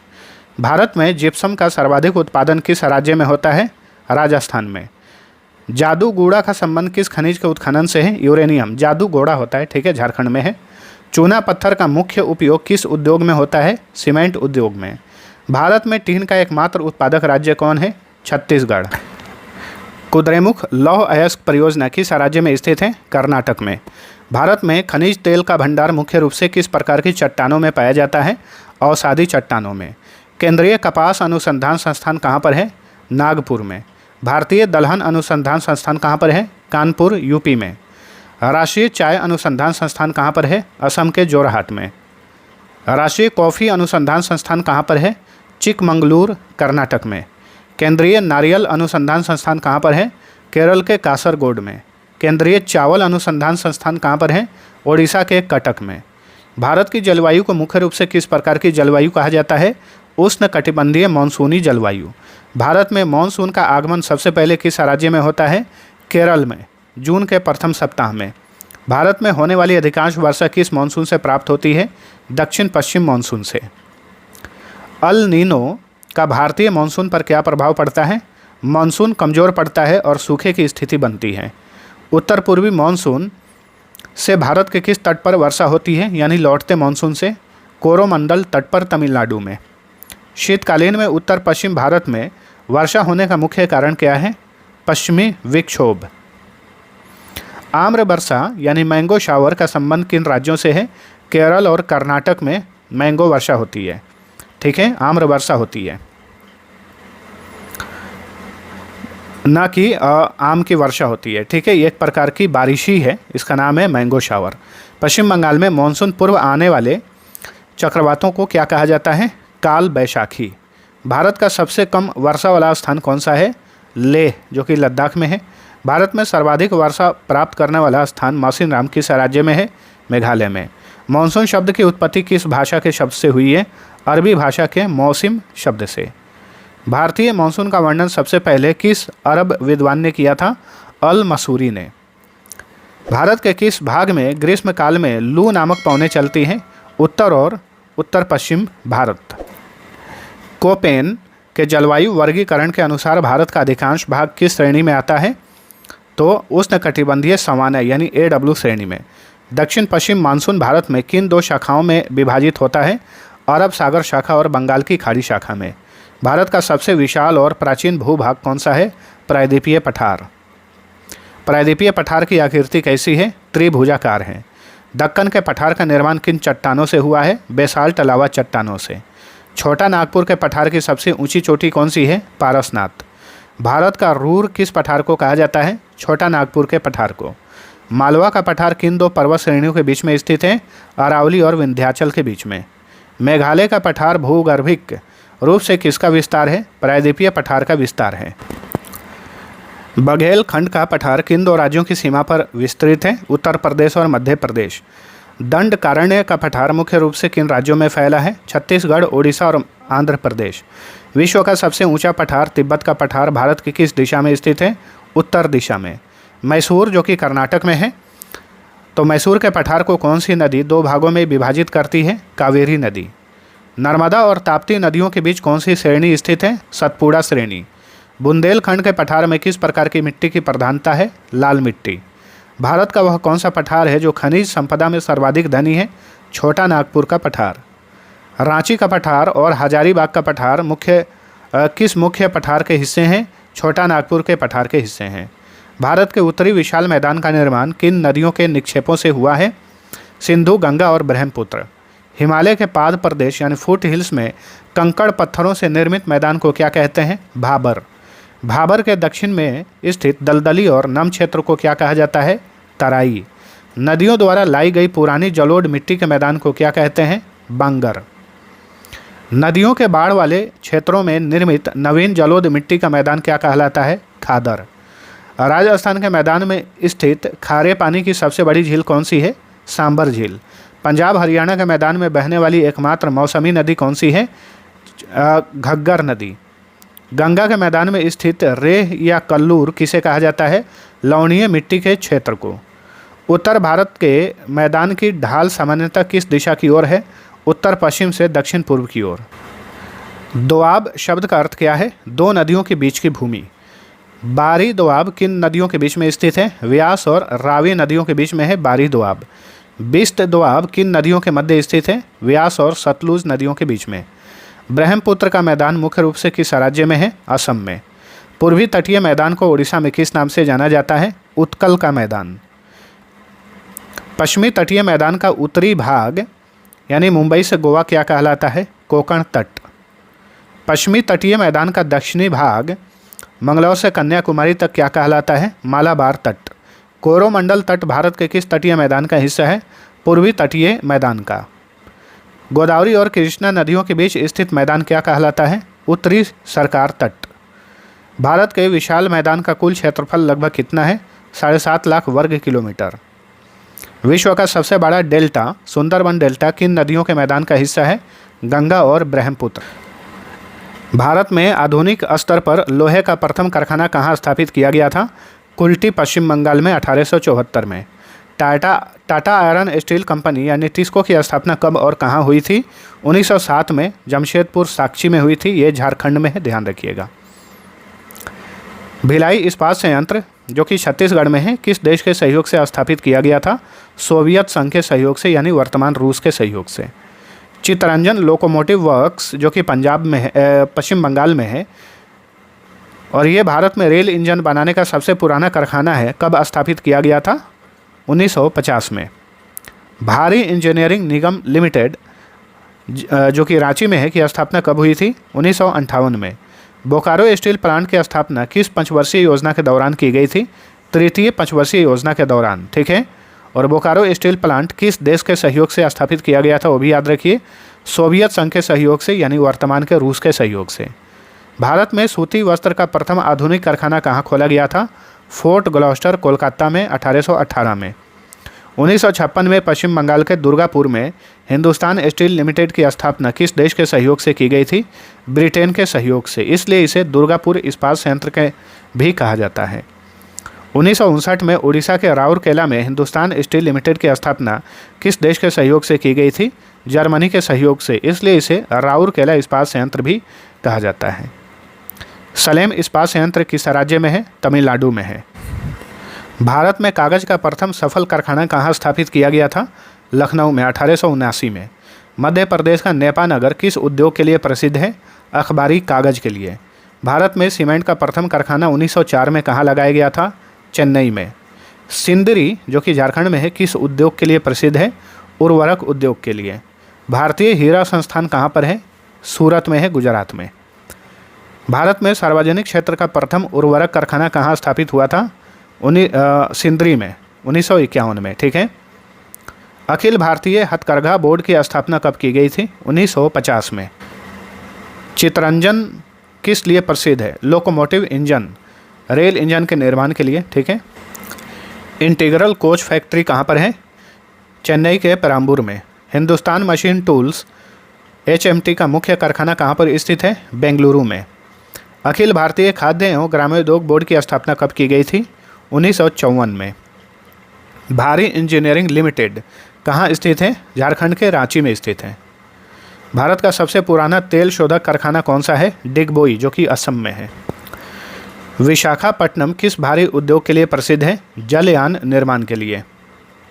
भारत में एल्यूमीनियम का प्रथम कारखाना कहाँ स्थापित किया गया था? JK नगर, पश्चिम बंगाल में 1937 में। नालको का मुख्य संयंत्र कहाँ पर स्थित है? दामनजोड़ी, उड़ीसा में। पीथमपुर, जो कि मध्य प्रदेश में है, को किस नाम से जाना जाता है? भारत का डेट्रॉइट। ऑटोमोबाइल उद्योग के कारण इसे भारत का डेट्रॉइट कहा जाता है। भारत में ऊनी वस्त्र की पहली मिल कहाँ स्थापित की गई थी? कानपुर में 1876 में। ठीक है। भारत का सिलिकॉन वैली किसे कहा जाता है? बेंगलुरु को। सूचना प्रौद्योगिकी या फिर क्योंकि ये टेक्नोलॉजी के क्षेत्र में भारत का अग्रणी शहर है बेंगलुरु, इसलिए इसे भारत का सिलिकॉन वैली कहा जाता है। जूट उद्योग का सर्वाधिक केंद्रीकरण किस राज्य में पाया जाता है? पश्चिम बंगाल में, हुगली नदी के तट पर। भारत का सबसे लंबा राष्ट्रीय राजमार्ग कौन सा है? NH-44, जो कि श्रीनगर से कन्याकुमारी को जोड़ता है। स्वर्णिम चतुर्भुज योजना किन 4 महानगरों को जोड़ती है? दिल्ली, मुंबई, चेन्नई और कोलकाता को। भारत में पहली रेलगाड़ी कब और कहाँ चली थी? 16 अप्रैल 1853 को मुंबई से ठाणे के बीच में। भारत के किस राज्य में रेलवे लाइन का घनत्व सबसे अधिक है? पंजाब में। भारतीय रेलवे का मुख्यालय कहाँ पर है? नई दिल्ली में। कोंकण रेलवे किन राज्यों से होकर गुजरती है? महाराष्ट्र, गोवा और कर्नाटक। भारत की सबसे लंबी दूरी तय करने वाली रेलगाड़ी कौन सी है? विवेक एक्सप्रेस, जो कि असम के डिब्रूगढ़ से तमिलनाडु के कन्याकुमारी तक जाती है। भारत में सबसे बड़ा बंदरगाह कौन सा है? मुंबई बंदरगाह। ठीक है। भारत का सबसे गहरा और सुरक्षित बंदरगाह कौन सा है? विशाखापट्टनम बंदरगाह, आंध्र प्रदेश में। जवाहरलाल नेहरू बंदरगाह, जिसे नहावा शेवा बंदरगाह भी कहा जाता है, कहाँ पर है? बॉम्बे में। भारत का वह बंदरगाह जिसे ज्वारीय बंदरगाह कहा जाता है, तो यह है कांडला बंदरगाह, गुजरात में है। राष्ट्रीय जल मार्ग संख्या 1 किन 2 शहरों को जोड़ता है? प्रयागराज को हल्दिया से। ठीक है। प्रयागराज उत्तर प्रदेश में, हल्दिया पश्चिम बंगाल में है। भारत की प्रथम मेट्रो रेल सेवा कहाँ शुरू की गई थी? कोलकाता में, 1984 में। उत्तर, दक्षिण और पूर्व पश्चिम गलियारे एक दूसरे को कहाँ काटते हैं? झांसी में। भारत में सर्वाधिक पक्की सड़कों वाला राज्य कौन सा है? महाराष्ट्र। ग्रैंड ट्रंक रोड का निर्माण किसने करवाया था? शेर शाह सूरी ने। भारत में वायु परिवहन की शुरुआत किस वर्ष हुई थी? 1911 में हुई थी। पहला उड़ान हुआ था इलाहाबाद से नैनी के बीच में। इंदिरा गांधी अंतर्राष्ट्रीय हवाई अड्डा कहाँ है? नई दिल्ली में। छत्रपति शिवाजी अंतर्राष्ट्रीय हवाई अड्डा कहाँ है? मुंबई में। भारत का सबसे दक्षिणी बंदरगाह कौन सा है? तूतीकोरिन बंदरगाह, तमिलनाडु में। कोच्चि बंदरगाह किस तट पर है? मालाबार तट पर, केरल में है। पारादीप बंदरगाह किस राज्य में है? ओडिशा में है। देश का पहला कॉरपोरेट बंदरगाह कहाँ पर स्थित है? चेन्नई में। शेख अल आलम अंतर्राष्ट्रीय हवाई अड्डा कहाँ पर है? श्रीनगर में। डाबोलिम अंतर्राष्ट्रीय हवाई अड्डा कहाँ पर है? गोवा में। मैत्री एक्सप्रेस किन 2 देशों के बीच चलती है? भारत और बांग्लादेश के बीच में। भारत की पहली सेमी हाई स्पीड ट्रेन कौन सी है? वंदे भारत एक्सप्रेस, जिसे पहले ट्रेन 18 कहा जाता था। किस बंदरगाह को अरब सागर की रानी कहा जाता है? कोची बंदरगाह को। भारत का सबसे छोटा राष्ट्रीय राजमार्ग कौन सा है? NH-118 और NH-548। प्रत्येक की लंबाई 5 किलोमीटर है। NH-118 झारखंड में है। NH-548 ये महाराष्ट्र में है। राष्ट्रीय राजमार्ग विकास परियोजना की शुरुआत कब हुई थी? 1999 में। भारत में सबसे अधिक सड़कों की लंबाई किस राज्य में है? महाराष्ट्र में। सीमा सड़क संगठन की स्थापना कब हुई थी? 1960 में। भारत के सीमा वाले इलाकों में सड़क निर्माण का काम BRO ही करता है। भारत में रेलवे बोर्ड की स्थापना कब हुई थी? 1905 में। भारतीय रेलवे का राष्ट्रीयकरण किस वर्ष हुआ था? 1950 में। विश्व का सबसे लंबा रेलवे प्लेटफॉर्म कौन सा है? श्री सिद्धारूढ़ा स्वामी जी, हुबली स्टेशन, कर्नाटक में। भारत की पहली बुलेट ट्रेन किन 2 शहरों के बीच प्रस्तावित है? मुंबई से अहमदाबाद के बीच में दौड़ेगी पहली बुलेट ट्रेन। मनोहर अंतर्राष्ट्रीय हवाई अड्डा कहाँ पर है? गोवा में है। लाल बहादुर शास्त्री अंतर्राष्ट्रीय हवाई अड्डा कहाँ पर है? वाराणसी में। भारतमाला परियोजना का संबंध किससे है? सड़क नेटवर्क के विकास से। सागरमाला परियोजना का मुख्य उद्देश्य क्या है? बंदरगाहों का आधुनिकीकरण और विकास करना।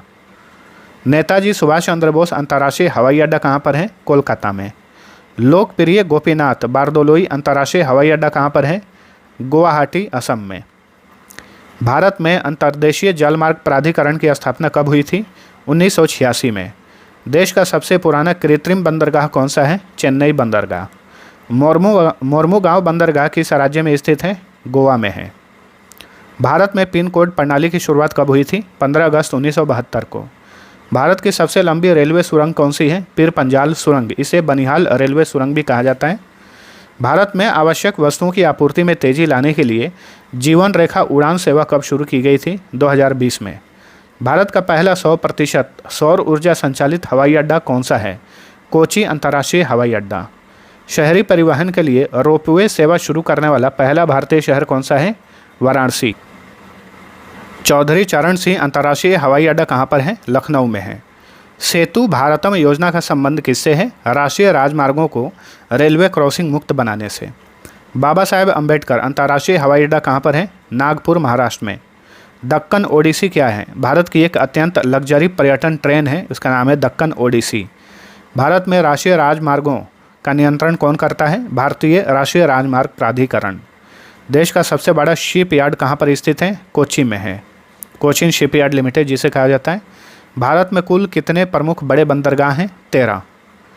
कोलकाता किस प्रकार का बंदरगाह है? ये नदीय बंदरगाह है। भारतीय रेल कितने मंडलों में विभाजित हैं? तो मेट्रो रेलवे कोलकाता सहित 19, लेकिन अगर इसको हटा दें तो 18 जोन में विभाजित हैं। ठीक है, जनवरी 2026 तक का ये आंकड़ा है। राष्ट्रीय जल मार्ग संख्या 2 किस नदी पर स्थित है? ब्रह्मपुत्र नदी पर है। सदिया से धुबरी तक ये जाता है। भारत के किस राज्य में सर्वाधिक रामसर स्थल है? तमिलनाडु में। ठीक है, जनवरी 2026 तक तमिलनाडु में 20 रामसर स्थल हैं। भारत में कुल अभी तक 96 हैं। ठीक है, यह जनवरी 2026 तक का आंकड़ा है। अगर इसके बाद कोई अन्य जुड़ जाता है तो उस डेटा को आपको ध्यान रखना है। भारत का सबसे बड़ा रामसर स्थल कौन सा है? सुंदरबन डेल्टा। भारत का सबसे छोटा रामसर स्थल कौन सा है? रेणुका वेटलैंड या फिर रेणुका झील, जो कि हिमाचल प्रदेश में है। वेम्बनूर वेटलैंड कॉम्प्लेक्स, जो कि एक रामसर स्थल है, किस राज्य में है? तमिलनाडु में। अंडमान और निकोबार द्वीप समूह कहाँ पर स्थित है? तो बंगाल की खाड़ी में है। लक्षद्वीप समूह कहाँ पर है? अरब सागर में है। अंडमान और निकोबार की सबसे ऊंची चोटी कौन सी है? सैडल पीक है। कौन सा जल मार्ग अंडमान को निकोबार से अलग करता है? 10 डिग्री चैनल। भारत का एकमात्र सक्रिय ज्वालामुखी कहाँ पर स्थित है? बैरन द्वीप, अंडमान समूह में। लक्षद्वीप की राजधानी कहाँ है? कवारत्ती। भारत का दक्षिणतम बिंदु इंदिरा पॉइंट किस द्वीप पर स्थित है? ग्रेट निकोबार में। लक्षद्वीप समूह का निर्माण किससे हुआ है? प्रवाल भित्तियों से हुआ है। श्रीहरिकोटा द्वीप किस राज्य के तट के निकट स्थित है? आंध्र प्रदेश। ठीक है, पुलिकट झील के पास में है। पंबन द्वीप, जिसे रामेश्वरम द्वीप कहा जाता है, भारत और किस देश के बीच में स्थित है? भारत और श्रीलंका के बीच में। किस द्वीप को अब्दुल कलाम द्वीप के नाम से जाना जाता है? व्हीलर द्वीप को, जो कि ओडिशा में स्थित है। लक्षद्वीप का सबसे बड़ा द्वीप कौन सा है? तो ये है एंड्रोट। अंडमान निकोबार द्वीप समूह का सबसे बड़ा द्वीप कौन सा है? तो ये है मध्य अंडमान। न्यू मूर द्वीप किन दो देशों के बीच में विवाद का कारण रहा है? भारत और बांग्लादेश के बीच में। मुंबई शहर किस द्वीप पर स्थित है? सालसेट द्वीप पर।